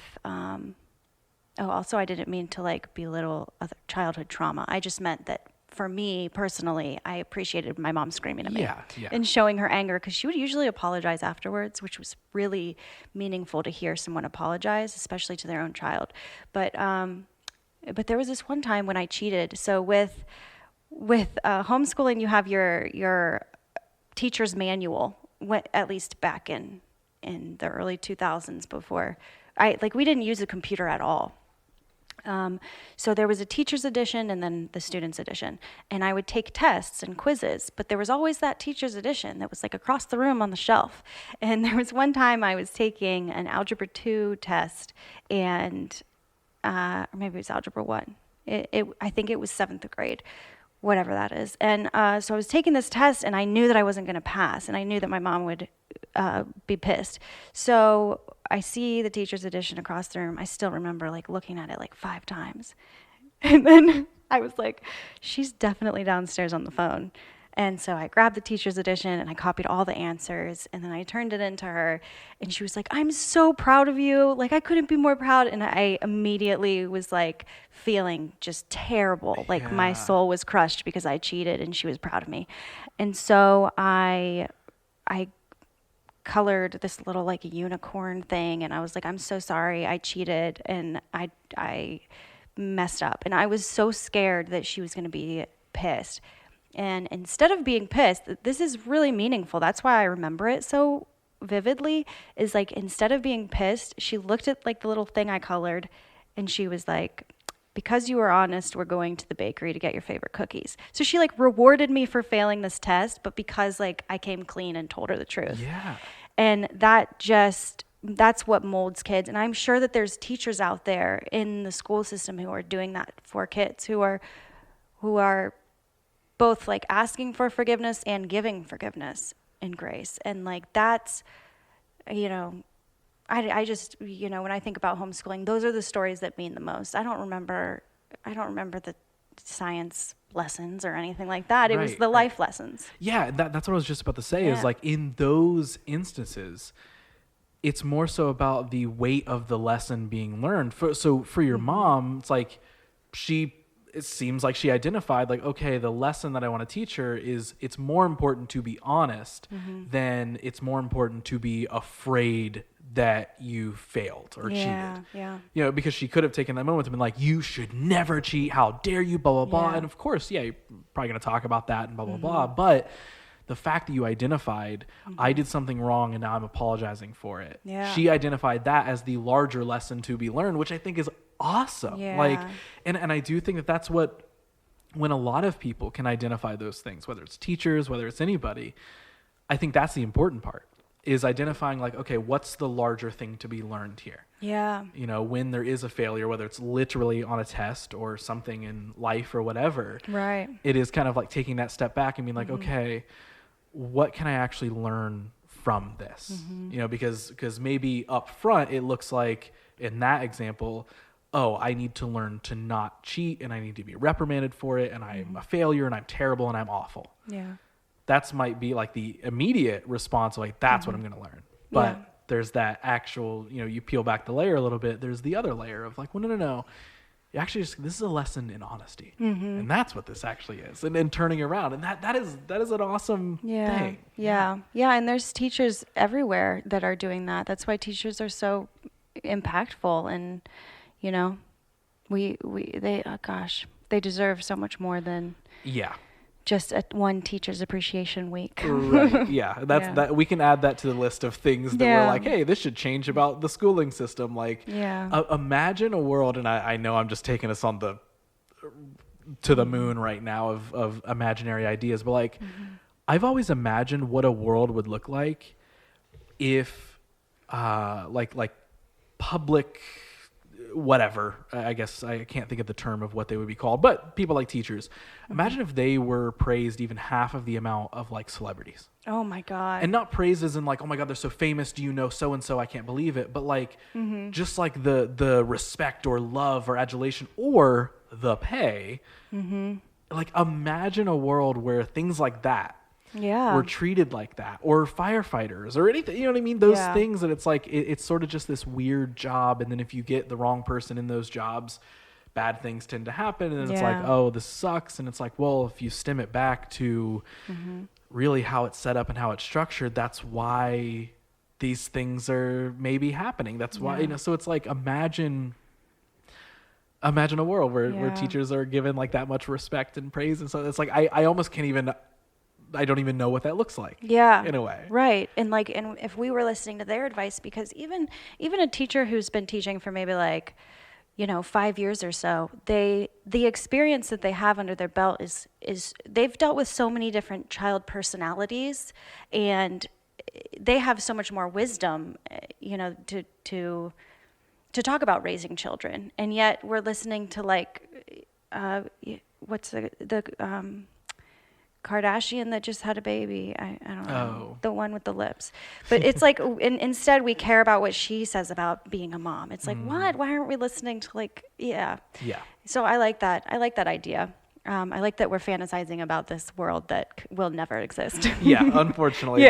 These are the things that sometimes when I'm just sitting and I'm bored, I'm like, but what if the world was like this? And then I come back after 10 minutes of imaginary world, and then I'm like, whoa, this is crazy. And, not making this like, the world's terrible. It's not that. But there are a lot cooler things that could be happening. Yeah. So to get back to the decision-making process for you going to college. So you go and you're in this class and you find out, you're like, whoa, some of these other people are here for different reasons. And they look at you all rugged and they're like, what are you in for? And you're like, I had an emo phase. And they're like, oh yeah. Well. So like you find yourself in that position. So walk me through that and how that leads to you. My name's Megan. I'm here because I had an emo phase. Yeah. And the kid with like the knife is like, oh yeah. Okay. Yeah. But how do you transition from that into you end up going to the school? Like, how does that happen? Well, I wanted to make my dad proud so bad, because hearing him be like, I guess, stressed out and disappointed and not really know where I would be a year from then, my senior year, it really motivated me, because I loved my dad and I was like, I want to make him proud. I also am freaked out that I'm going to live with him forever. So no offense, Dad. But then I went and, got into the Center for Access and Transition. And then they basically say you have to get a 3.0 or 3.5 in order to get into the actual university. And that's, you only had to be in it for one semester or quarter. I think we were on quarters back then. And so I got a 4.2 or 5. I got, the extra credit to where I was beyond perfect. And I think part of it was because I finally had, I don't remember if it was my dad's idea or mine, but I finally had a therapist to talk to about my mom and everything. She was really close to campus. She was amazing. And just seeing her, and also maybe being diagnosed with ADHD and learning how to navigate that helped as well. So I just crushed it, and I was really, it was surprising. So anyways, I went from that Center of Access and Transition into the actual university where your credits count. And I couldn't pick a major though so I had to apply for DAP. So the DAP program was something that, like, if you know how when you pick a major in college, you can pick like marketing or engineering or whatever. You have to apply to DAP. You have to specifically get into that program. So I needed 1 year of just no major like UC basic courses under my belt, and like a 4.0 GPA in order to get into DAP. So, and then I also needed to submit my actual artwork on top of that. So there were like two things that mattered: my art and my GPA. So I did that, and then I got in for my second year. So my second year was when I started DAP. So I was in college for 5 years total, because DAP was for after that first year. And I just, again, like I talked earlier about how much I got from art school in general, which kind of circles back to what we just talked about and got off track talking about, is like I learned a lot more about life in the DAP program, and I didn't, have to waste time in classes that I didn't care about. Like I cared about all of my classes, almost all of them. I mean, to go and be in the dark room for like 5 hours a day was a dream come true, and then be out shooting the photos in nature, and it was it was just really incredible. And the professors were all very encouraging. No, never mind. I take that back. I just remembered one of them was really not. Oh, I hated him. Most of them were really encouraging, and I just loved art school. But then my last year, I was thinking, if I ever want to have a business in the arts, I'm going to have to learn some business courses. So I picked up a minor, which was entrepreneurship and business management. So then I walk on over to the business school, which is a different building, and I was dressed weird. And I remember I walked in my first day, and my friend from high school and college, Dan Trimmer, he was just like, "What are you doing here? And why are you dressed like that? You're gonna have to fix yourself and like put a blazer on." And I was like, "Wow, I feel like I belong." Right. So that was my entry into the College of Business. So I bought a blazer and like all of that stuff. I think I was wearing like a fringy leather vest that day, but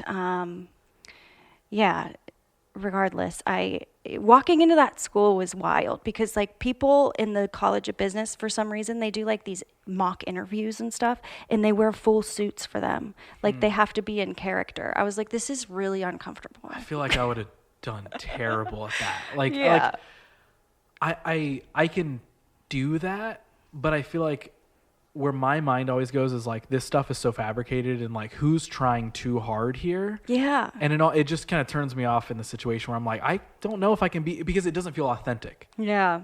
I have to find authenticity in things. So I feel like if I was in that situation, I'd be like, I have to get a suit, and I have to sit and like give in these mock interviews where you're like purposely probably going to try and make it difficult for me to do business. I mean, I have no idea how it actually went. That's very interesting. Yeah, it was funny. But I have a lot of friends that really have done well from the College of Business at UC. It's an amazing college, but yeah, it was funny how much I didn't fit in. But those classes that I took, I strategically signed up for some really good ones. One of them I remember taught me how to make an organizational chart, which, if I'm remembering that term correctly, it's like how you can map out your employees and like the organization as a whole, and make sure that everyone's roles fit where they should be, and everyone who's managing the right people are where they should be. But I remember, like, in my business plan, when I wrote the business plan for the studio, like, I included an organizational chart, and it was like just me, and then me, and then me. Right. I was like, I don't think anybody's going to be on board with this. Classic entrepreneur moves. Yeah. You're like, okay, all right, time to build my team. You're like, all right, who's been doing this? Who's been coming up with all the ideas? You're like, okay, all right, me at the top. Right, okay. Where's that branch into? Okay, who's our marketing department? Mm-hmm. I've been doing that. Okay, so it's me. Okay, and then who's our public relations? Who's that? That's me. Okay. Also me. Yeah. Yep. That's the classic. You're like, yeah, how can I Yeah. build this out? And you're like, oh, Yeah. okay. So now at some point, and you explained the kind of this part of the story earlier, you take everything that you learn in college, you decide, hey, I love the social aspect. I love everything that I've learned there. I now want to turn that into and make Studio 614. How do you go from, writing out that initial kind of like business plan where it's just you without a team, and how do you actually launch that? Like, how did it feel when you finally are like, oh no, Studio 614 is real, and maybe now I'm actually starting to build a team? Like, walk me through that phase. Yeah. So I kind of like pitched this business plan to my dad because I felt like I needed like validation that it would work too. I was, and I was scared. I was scared to move cities for this. Like my dad lived in Pittsburgh. He lived in Connecticut at the time, but my sister lived in Pittsburgh. I lived in her closet, and until she kicked me out. Sounds like a nice, spacious place. Yes, I was like her. I was like a Harry Potter to her. So, but I did eventually get an apartment in the ghetto in Pittsburgh, and so I pitched this business plan to my dad, and I was like, Dad, I think I can do this on my own. And he was the original one who said, why don't you do this? You could do this in another city. Like, look at how good you are at this. And, he was the original one who said that, and very encouraging. And his wife, Kasha, she was also like, you've got to go for it. And so I still wanted to build that business plan just to like put it all out on paper. So I did. And I literally Googled how to write a business plan and did it. And then I pitched it to my dad, and I was like, so I need like $5,000 to like move to Columbus. And I'm really grateful he gave me that. And I will say that that's not what built the business. Like $5,000 was gone in like 2 weeks. Like I bought easels and canvases and like a fee for the Circleville Pumpkin Show, which was like over $1,000. Crazy. That was one of the first things I did. But yeah, so that it was more like, it was more motivating to like hear from him, like, yes, it will work. Like, here's some money than the money itself, that might sound like a lot of money to a 24-year-old. I was like, I could change the world with this $5,000. And now I'm like, oh, that doesn't even pay rent. Right? Like, yeah. But yeah, it was mostly, hearing that from my dad and him believing in me was just what helped me pull the trigger. So I remember moving here in my U-Haul, and I found an apartment in German Village with my college roommate, Brittany, actually. And it was a perfect apartment for us because it was so cheap. I think we were paying like $400 a person. Since my expenses were low, then I knew that starting the business, if I could make $500 a month, then I can eat and live. Like, that's literally how it started out. Yeah. Like, all I have to make is expenses first. And then it's amazing how your expenses grow in life. So it's even just thinking back to that, like when you think back to like your first apartment and how cheap it was. Dude, there was a point in time where I was crammed in a house. There were 9 of us living there. Oh, me too. I lived in a house of 9 girls in college. Really? Mm-hmm. Yeah. I pretty much like did the college house experience without actually going to college, or I guess it wasn't even really a college house. Like, there weren't like parties and stuff. It was just a bunch of people crammed in a house. But I think back to that, and like at that point in time, rent for each of us was like $400 or $450 or something like that. Is it a huge house? It was a big house. Yes. So yeah, because super expensive apparently. But like back then, I was like, how can anyone pay this? And now I'm like, dude, if I could pay $450 for rent, oh my God, that'd be insane. I know. So yeah, I think about that all the time. Yeah. So I think that helped out with starting the business, was having that low rent. So I got a storage unit, and that's where I kept my canvases and paints and everything. And then I started just going to bars and restaurants and breweries like Seventh Son and Gresso's, which was like across the street from where I lived. I lived by that McDonald's in German Village. And I would just I brought them like a little pamphlet that said like, I'll teach canvas painting classes in your bar on nights that you're not busy. So Monday nights, Tuesdays, Wednesdays, I would come in, basically I'd post online and take signups for these canvas painting classes at a bar or a brewery. And I wouldn't pay the brewery any money to do it, and they wouldn't pay me. It would just be like I would sell the tickets to the class for like $35, and then I would teach the class. And then the people would buy drinks and food. So that's how it worked out. So I had this storage unit. I would go to the storage unit. It was like a 8x8 or 10x10, and I would sketch the canvases there and load up the car with the paints and easels and everything, and then go to the bar and teach it. And then eventually I was like, you know what? I could afford more. Like the storage unit was like $100 a month, and this place called 400 West Rich has studios that are $300 a month. So I got a studio here at 400 for $300 a month, and it was like the biggest upgrade. It was a big deal. Like I was like, I have a studio, and I was teaching the classes not in my actual studio, but in the common areas, like the lounge and whatnot. So that was my next phase. So it was starting Studio614 was like very much in phases. It was a very slow growing business. And when you talk to someone like, I just listened to the man who started Cane's Chicken, his podcast, he literally said, and I could relate so much, like, grow slow. Don't go too fast, because then you're going to have to undo a lot of shit and like redo a lot of shit. And so with the studio, I was forced to move slow just because I didn't have like this big bank loan. And that was a blessing in disguise, because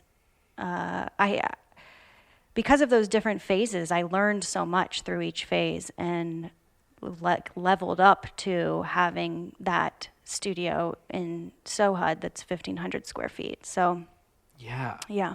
And that slow growth while you're in it, sometimes you're like, this is terrible. Like, why is this taking so long? Like, why can't I just get here? But it's 100% correct. Like, you might not be ready for that immediate at the top. And a lot of the times there's probably a lot of examples of people or whatever that get that kind of literal overnight success. Yeah. And then it's kind of like the immediate rise, but then there's going to be a fall at some point, where if you can kind of do the gradual growth, once you get here, you can then hopefully be prepared enough to kind of keep it there and then grow some more and keep growing. Like, so how long was Studio around before you decided, hey, this entrepreneur thing was pretty cool, I want to do it a second time? So it was in 2016 was when I moved from 400 West to the studio, but it was also kind of a forced move because of lease problems here, like with changes happening with the lease.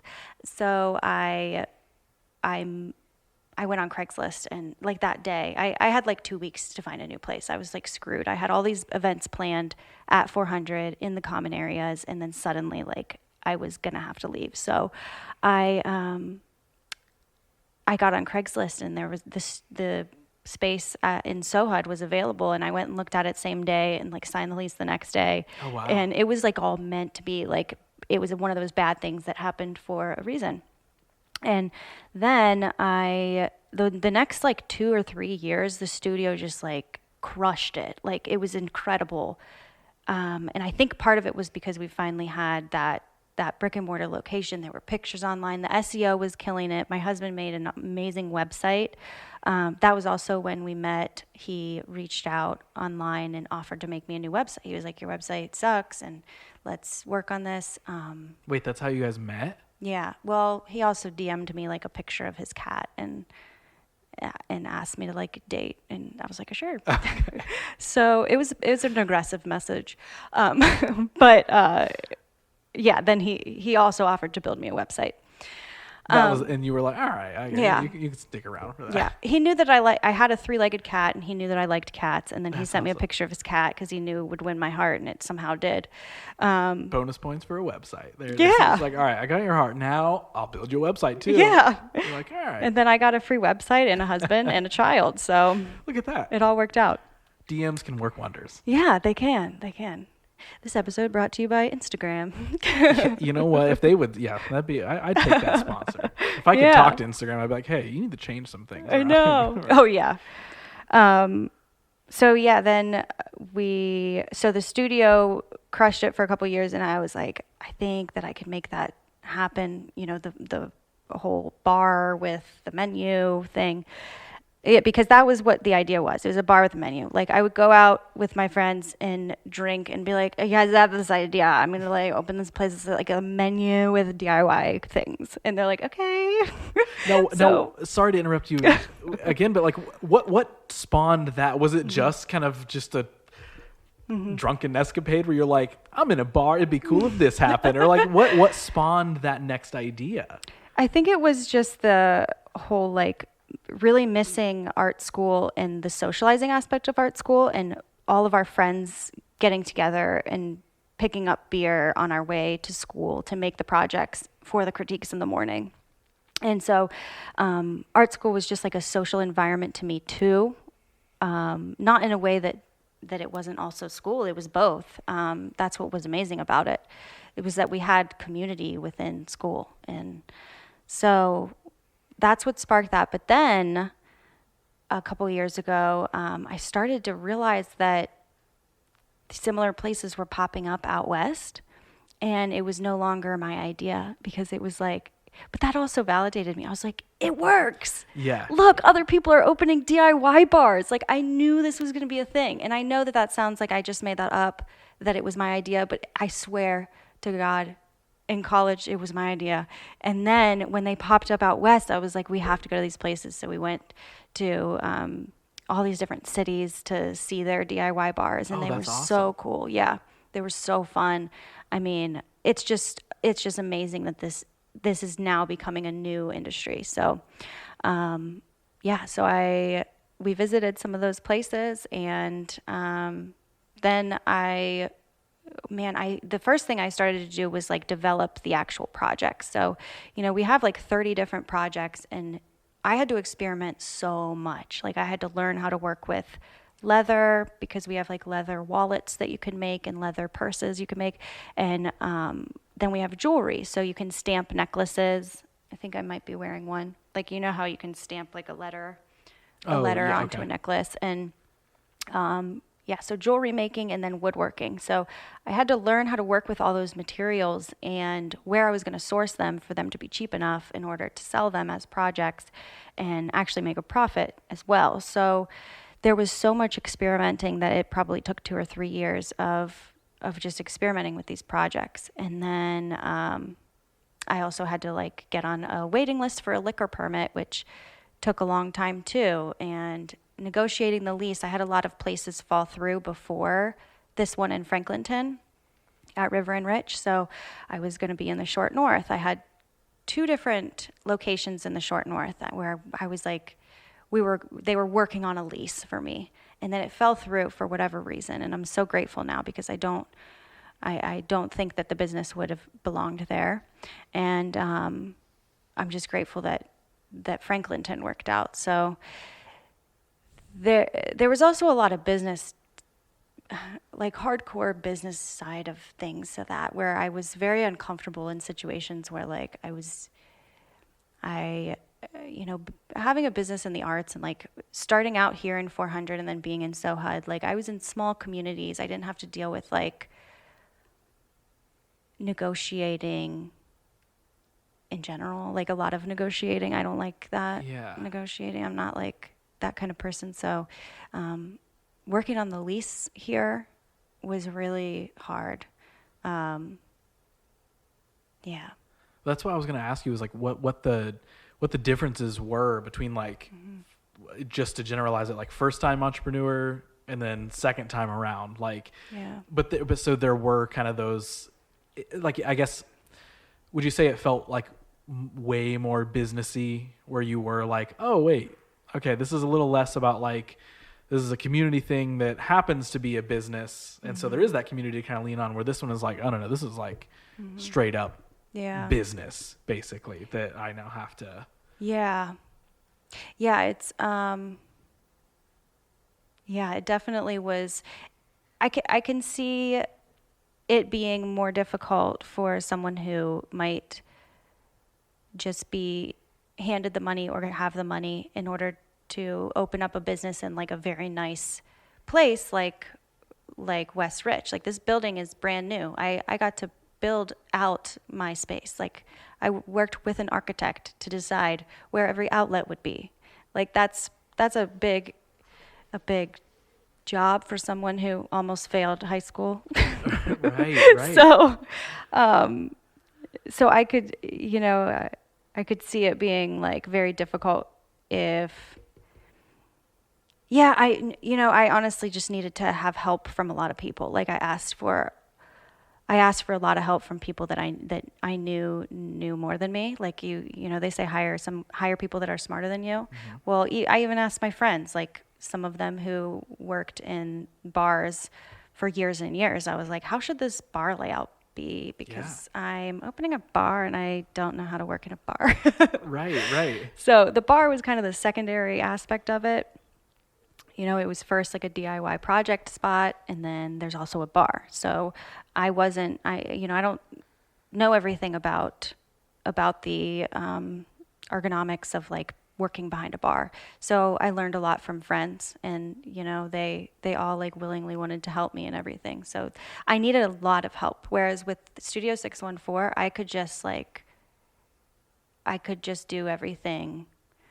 I mean, I needed help and support from friends, but I knew exactly what I needed to do. And it was more of your world already. It was, you were making something in the world that you were familiar with, where with makers it became like, okay, this is an extension of my world, but I now need a lot of things that are outside my realm of understanding maybe or able to do. Right. Yeah, so totally. Now, so you said earlier that right when you launched Makers, was right around the time the pandemic happens, and that's when the amazing article title of what was it? A business, a baby, and a global pandemic. Business, baby, and global pandemic. So walk me through that time frame. You gear up, you find out, you get the help that you need. You've got the plan for Makers. You've got the space at this point. And actually, that's one. This might be too detailed of a question. This is like really something I personally want to know. Like, how did you find the space for Makers? Was it just like kind of a internet search? Was it like, oh, friend of a friend knows a space and this is going to work perfectly? Like, no, I had a commercial broker named Luke. He was awesome, and he found all these spaces and showed them to me. He would send them to me. So he also helped out with negotiating the lease. So he knew what to look for, and what I could get rent-wise, and just like the different things that we could ask for, especially as far as the build-out goes. Because even though I could get a bank loan, the build-out, not even including like any furniture or anything. So basically, putting in the bar, putting in all the plumbing, putting in all the electrical, 2 restrooms, the concrete floors, the painting, the HVAC, like $160,000. Wild. Yeah. Wow. Yeah. And are commercial brokers, like, is that an expensive process? I mean, not for me. I didn't pay anything. Okay. No, I think they get paid. I hope he doesn't listen to this because I don't even know. He's gonna be like, you don't even know how I got paid. No, but they get paid from like Casto is the development company. I think they get paid a percentage of the lease each year or something like that, like a commission on the lease. I don't know if I knew any of that. Now that you explain it, I'm like, oh, obviously, commercial brokers. That makes sense. But anytime I've ever thought about like wanting or needing or developing a space for something, I'm like, I guess I'll just wait till someone posts on Facebook that a building's available. Right, that's how I found the studio space. Like, it was on Craigslist, and I didn't have a commercial like real estate agent helping me with that. And so that lease is like 5 pages long or whatever, and I signed it and everything's fine. But then this lease with the brand new River and Rich development is 30 pages long. Yeah. And I appreciate that more because it explains everything. Like there's no like gray area. Whereas like with the other space, there's a lot of gray areas. So Right. I don't like that. So, but anyways, yeah, there was that help, and the what were we talking about before? Getting it started and then a pandemic showing up. Oh, yeah. So that was so crazy. I mean, January 30th was our official like first grand opening date, and that weekend we were sold out. We were sold out every weekend. It was just crazy. I mean, I was just seeing my name in email blasts with like Experience Columbus Underground, 614 Magazine. Like I was seeing my own face in these emails and not even like, it was crazy. And the space itself, like, I think with it being so photogenic and being a new concept, all of those media outlets picked it up really quickly. And, you know, because there was that buzz, it was just like so booked up and sold out, and we were doing amazing. And I was like, 15 months pregnant. So I was walking around having like contractions during our grand opening. Wow. Like there were fake contractions. I don't know what happens. Like some women get it like weeks before they actually have their baby. So I was like walking around helping customers and everything and literally having contractions. But it was one of the best months of my life. And not because like I was feeling successful, but because these people were so happy. Like there were so many customers that were just like, their phone was down. They didn't look at it for 2 hours because they were making their projects with their friends and socializing. And it was like art school again. Like I had made that happen, and I was really happy. And then we had the baby February 24th. So That's 4 days from my birthday. Really? Yeah. Oh, so you're probably the same. Like I haven't even looked up the horoscope of my own son. I don't follow that stuff, but I'm pretty sure it's okay. Pisces. Oh. I think is what. Is that what you were asking? Were you asking someday, astrology or something? Yeah. Someday you'll meet Nico and you'll be like, "Hey, man, we're the same." Yes. But yeah, so we had the baby, and then I wasn't really I had not really planned a maternity leave. I just had help like answering the phones, because my phone would ring for the studio and for Maker. So I would know like which calls were being forwarded, like Maker Social, Studio614, so, and Megan Pando. So I'm answering like 3 different lines basically. But I had help answering the phones and everything, but I didn't plan a maternity leave. And then suddenly like the pandemic happened, and I was like still recovering from giving birth. So it was all like a blur. But yeah, we were forced to be home, and at first we thought it was only 2 weeks, right? Mm-hmm. So do you remember like where you were when you were like, oh, it'll be a 2-week shutdown? This is kind of... Yeah, I think I had walked out into my living room. At that point in time, I had an apartment with a roommate, and he and his girlfriend were out like watching the announcement be made or whatever. And I remember walking out and them being like, so... we're going on a shutdown, and they say that we have to catch this thing within 2 weeks or whatever. And I was like, that's so interesting for the terrible reason. Obviously it's not fun, but I was like, whoa, like that's like a very strange thing. But it's hard because like for me, I already worked from home and, made my own schedule every day. So like, truthfully, like when I look back at that and it was like, oh my God, everybody has to stay home now, I was like, this isn't really that different for me. I just can't go, do things like, but yeah, it's luckily, and it just took 2 weeks and we got it, and it never, and it's over. It was just over, right? Isn't that the craziest thing? Never heard from that again. Didn't have to wear masks walking into this building or anything. Yeah. It's so crazy. Yeah. It was just gone. Yeah. So Yeah, when I first found out, we started to just get emails like immediately, like I have to cancel my bachelorette party, I have to cancel my birthday, I have to cancel this and and I was like, I know, like refunds are coming. Don't remind me. Yeah, so we had to refund everyone, and then I mean, remember both of my businesses are in the events industry. They're not restaurants, so we couldn't just like do carry out. We could do carry out cocktails, but like, who's like, I'm gonna get carry out cocktails from Maker Social? Like, they're not doing that. They're gonna Right, because it's that place is supposed to be about the experience there. It's not just the stuff you can get while you're there. Yeah, right. So so yeah, it was definitely scary, but it was also like a great time to. I mean, once all of the refunds were done and everything, we started posting some virtual painting classes. The first one I posted was like.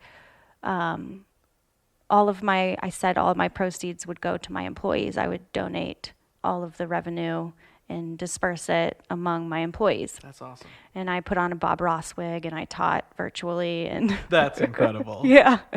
And I got drunk. I don't know if anybody noticed, but I was definitely drunk during that class.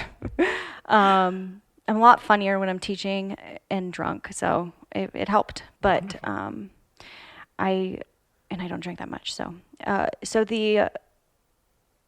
that class went on, and that was like a really positive, happy thing. And then we planned a couple more virtual classes, and then it just started to get sad. It started to get like scary, and our River and Rich, Casto and the River and Rich. Casto is the developers who built the building. River and Rich is the management, like leasing company.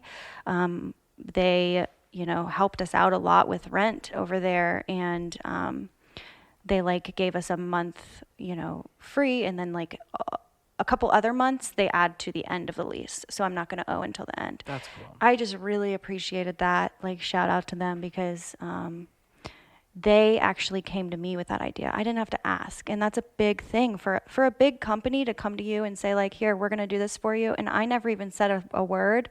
Like, that's how more big, giant corporations should be. Yeah. Yeah. Yes. Going out of their way to be like, okay, how can we help you solve problems? Yeah. Not just, I don't know, you better solve it. Don't make it our problem. Yeah. Right. That's how I think a lot of people, Yeah. Unfortunately, they took the route of that, of like, I don't know, but don't make it our problem. Yeah. You need to figure it out though. Where seeing examples like that, where people were like, hey, no, we know we're in this together, so let's make it easier for you and help the entire system rather than like, don't mess up, because I don't want to clean the ruins of your mess up, so whatever, but it's all your fault. I'm not gonna help you at all. So after you realize that it's not getting better after a while, like is there anything that's running through your head where, like, are you ever like, holy crap, like I've got these two businesses up and running, and I actually don't know if I'm going to be able to get back to where they were, or even jumping ahead a little bit of like, maybe now, it's obviously it's not gone, but things are back to, whatever normal it is. Like, I'm assuming here, did it eventually everything reopen and you got to start doing things again? Like, was that a relief, or is that like, what happened through the rest of the process of like getting open back up? And well, it was almost like worse when we reopened, because I don't know if you remember, but last December, DeWine had said like, I'm suggesting that everybody stays at home, but I'm also not shutting down. Yeah. So that was really hard, because like I was paying my employees all to just stand there and not make tips and not make any money. And it's just like, I feel bad for them. So I want to it was awful, because I would have rather been shut down again than to have to be open with everybody suggested to stay home.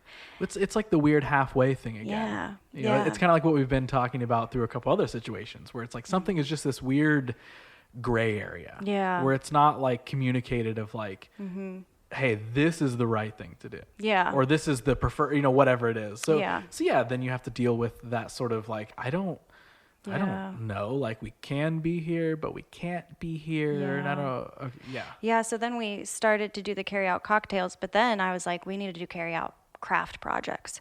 So like carry out candle making kits where you could make candles in your own microwave. Oh, that's great. Yeah. So that's the business I accidentally started because I was hustling and freaking out and like, what if this is never going to end? We started a whole new website called makerskits.com, and it is soap making and candle making and wreath making and all these things that you can like, we ship them out to people nationwide. So you can order them online or you can order them for like store pickup at Maker Social.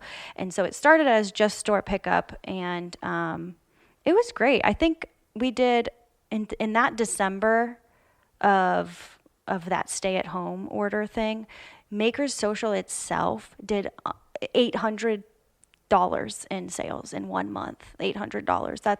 That's like 29 cocktails. I don't know. I just made that number up, but like that's nothing. Like Wow. $800 in sales for a bar over an entire month of time. Yeah. I mean, our rent alone is, oh my gosh. Yeah. So anyways, Maker's Kits did 5,000 in sales, which is like the candle kits and the wreaths and the ornaments. And a lot of those people were local people that had either been to Maker Social or been to Studio 614. And if I could hug every single one of those people because they paid our rent that month, with this accidental business that I started. So yeah, that's what I did. I mean, going back to what you had mentioned at the beginning with like having an idea and running with it, imagine that, but also with the pressure of like, I have to generate $25,000 to pay for both businesses to operate, like both businesses together. Like in 1 month, I have to make sure that we generate that much money. Like during a time when everyone is encouraged to stay home. And we don't serve food, and nobody wants our carry-out cocktails. That is crazy. And I also have a 6-month-old baby at home, and like my boobs are squirting milk everywhere. Like, like this is all terrible. a mess. Yeah, That is wild. But it's like, crazy. Again, that's like so cool to hear. Like that, like the pivot idea, though. Yeah. You know what I mean? Of like, again, you said In hindsight, it was fun. Yeah. There were times that were awful, but there were times that were really fun. Do you mean like the lockdown itself, or like No, the whole the candle like, making, yeah. launching that, because like I do love candles, and Yeah. it involved a lot of research. The other thing with that is that the fragrance oils and the wax and everything are all natural, so they're like better to breathe in. Like your average candle that you buy like at Walmart, it actually has like a ton of toxins in it, and like That makes sense. it's bad. Yeah, it's like got the same stuff as diesel fuel.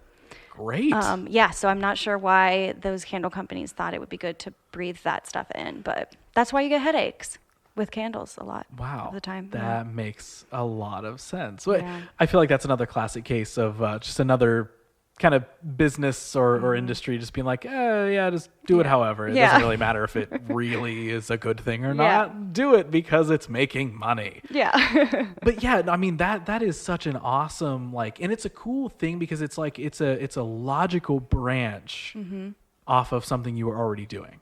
Yeah. It wasn't like you just like discarded what you were doing and you were like, whatever, I'm just going to try and make money off people while they stay at home with this thing. It was like, how can this still make sense? And it sparked my interest genuinely. So yeah, I'm gonna do this. And it's still gonna feed into the other things that I'm doing. And it sounds like it fed into the same community of people generally that you had through these other things. That's like such a cool thing. Now, is it still going? Yeah. So we're working on some Facebook ads right now that will go like nationwide. They're really funny. We just filmed one the other day, and it was me and my best friend talking, and she was like smelling her candle, and I was like, do you know what's in that candle? And then we got on a conversation, and then I'm like, you should try candle kits from Makers. And so yeah, we're gonna do that, so you'll see us on TikTok soon. Incredible. Incredible. I love that the ad is just the conversation we just had. Yeah, I know. I'm like, whoa, candles. And you're like, yeah, do you know what's in those? Yeah. I'm like, wow, no, I don't.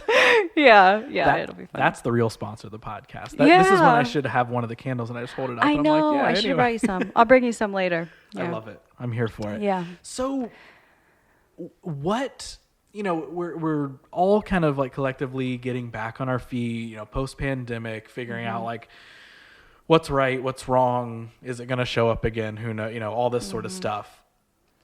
But you effectively made a new branch of business during it, which is awesome. And you got to keep the ones that you already had. Yeah. Like, luckily they are still in existence. So, sort of a cliche question, but like, what ideally, or what if we jump back into that dream world we've been building? What do you want to be next?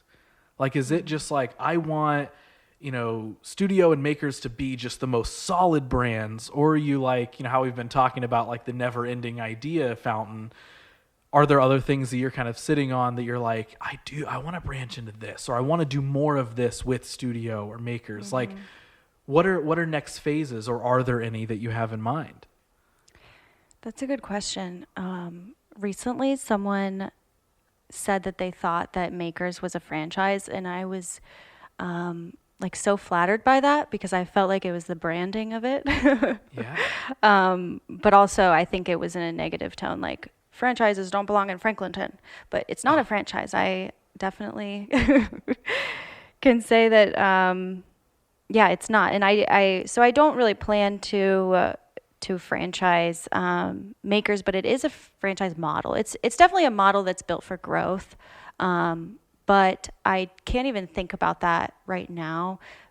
Right now, I'm really like, I guess, happy with the fact that I feel like both businesses have teams that are strong and that can that actually like believe in the mission, I guess.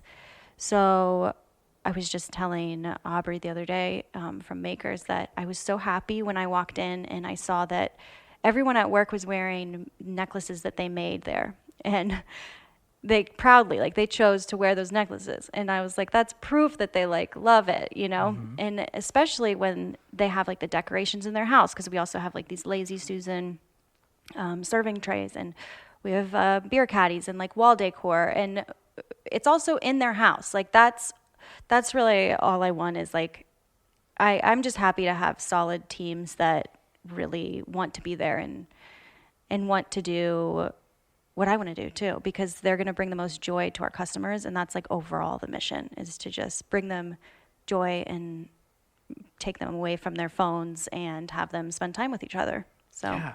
And I think that those are in a way the best business models.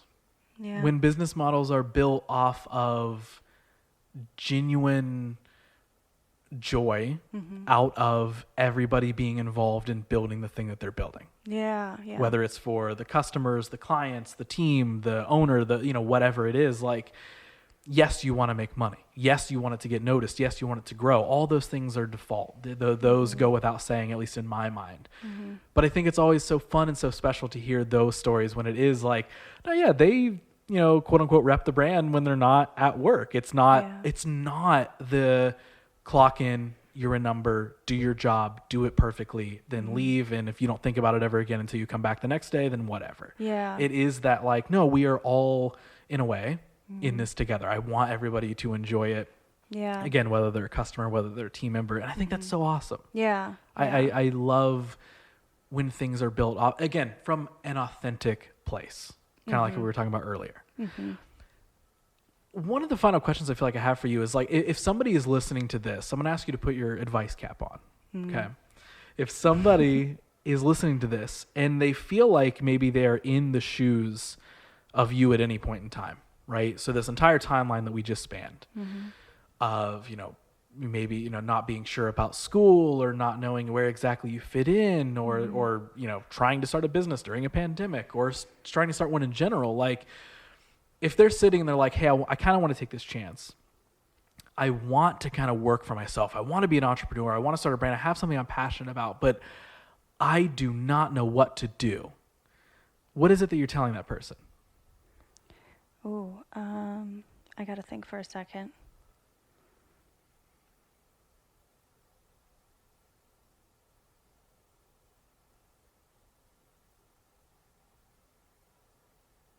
I think I would tell that person to narrow it down to what sparks joy for them in their day-to-day lives, task-wise, and then think about where there's a market for whatever that is. Where does that belong in the world? Because you also need the people who want that, whatever you want to do. And how are you also going to bring some kind of joy or relief or peace to those people too? Because overall, I feel like that's what most businesses want to offer their customers, or should want to offer their customers, is like some kind of general joy or peace or feeling. So yeah, if you can be like that, if you can be that vague about it and kind of narrow it down to one thing that you enjoy doing, then you're kind of like matching what you enjoy and what you're passionate about with what the world needs, and what you can do to change lives. But even if that's only one life a day, I mean, there's really incredible people that are in very simple jobs who make me happy every day, like Tracy from Starbucks. I mean, it doesn't always have to be some grand plan.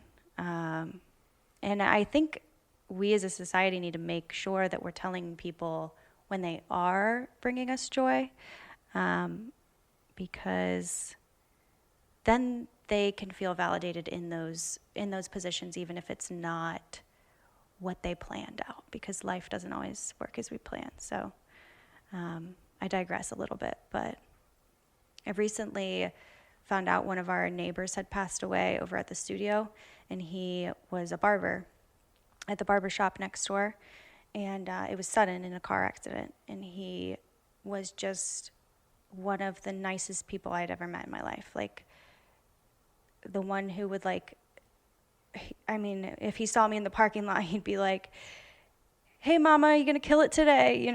Just like the little like things that are more than, "Hey, how's it going?" Mm-hmm. It was only like a few seconds more, like, "How's your day going?" Anything. And I didn't even know this person like personally, but the fact that he was like so kind,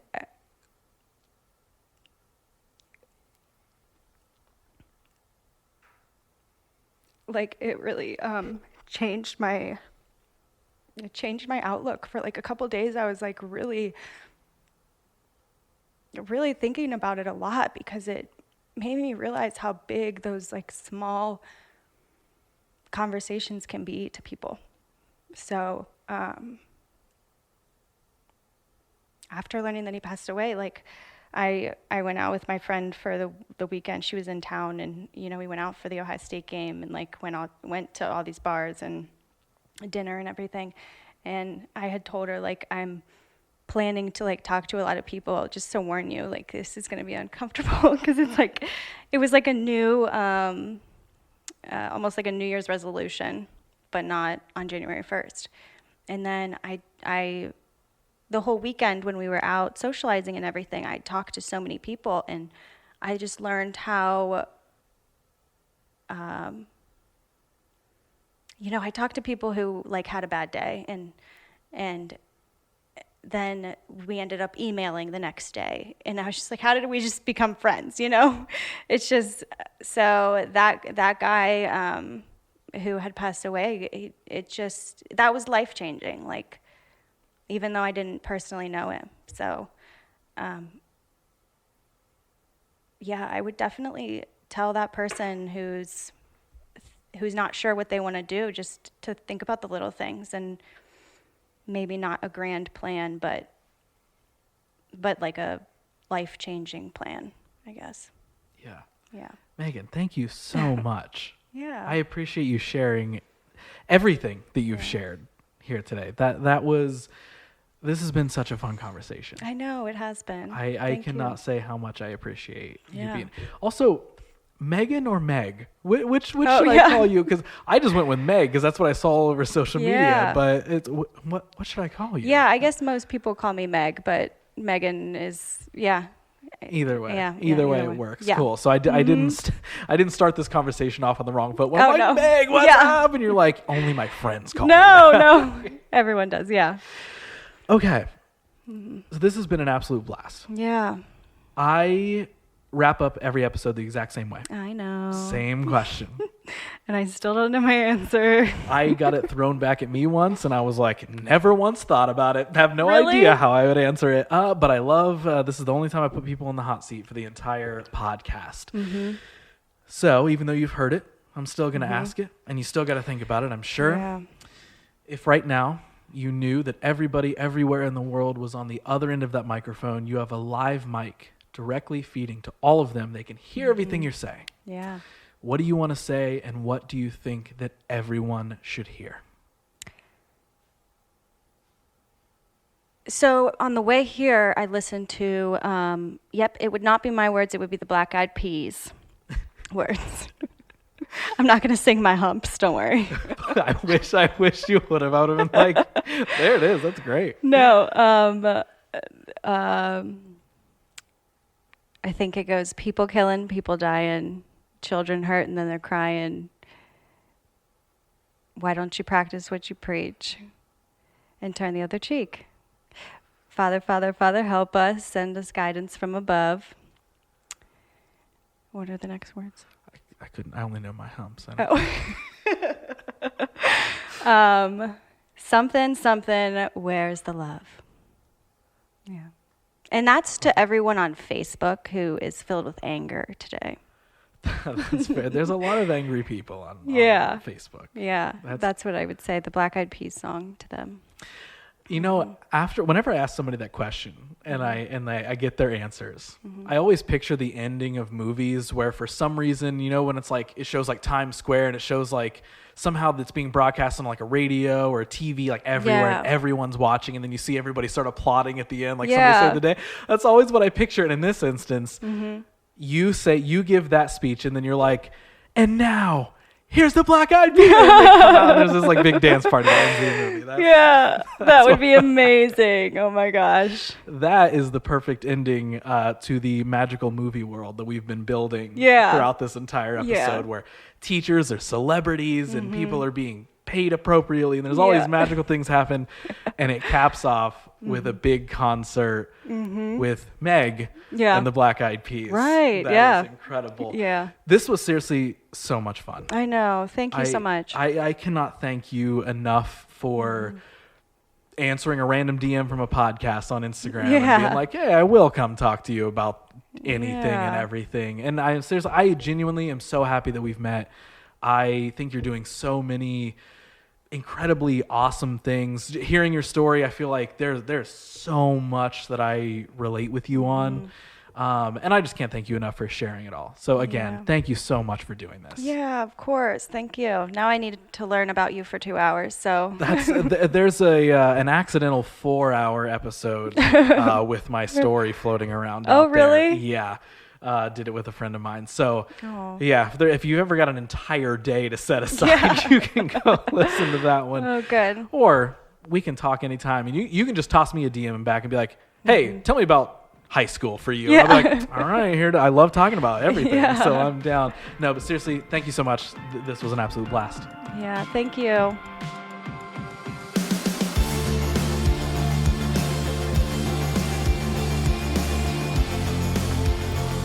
Okay, another thank you to Meg for being on the show, answering that DM and sharing her wonderful energy with me here on a podcast. Guys, I'm telling you, making a podcast is fun and all, but even more fun that I get to meet so many incredible human beings who are doing just awesome things. I love it. I love getting to do the show and getting to meet people like Meg. So if you want to keep up with all that Meg is doing and the many things that we talked about here in the episode, of course, be sure to follow her on social, but more so, check out Studio614 and Maker's social. So for more info on those things, go to Studio614.com and makerssocial.com respectively. Of course, for easy links and clickable things, you'll find the tags and all that stuff in the show notes. But for real, go check them out. You just got to hear 2 hours of Megan's life and reasons why she does these things. And if that didn't make you want to support her, I don't know what will. So be sure to go and make some fun paintings with your friends at Studio614 or have a drink and build some stuff over at Makers. But in general, it's time to say goodbye. I'll wrap this one up. I have talked more than enough once again. So, of course, make sure to please follow the show on Spotify and subscribe on iTunes if you have yet to. It helps out more than you know. We are, of course, all fighting algorithms here. So give me some nice power-ups to fend it off with some shares and subs, would you? So, of course, also follow the show on social at WYDHpod. Most importantly, though, just tell somebody about the show. Please share it around, whether it's via social or in person next time a friend asks for a podcast recommendation. Make sure that they've heard of What You Don't Hear. But that is officially another episode in the books, so thanks for listening, thanks for looking, and as always, I'll be back next episode with a brand new guest that you may or may not know of, sharing their story that you for sure never heard.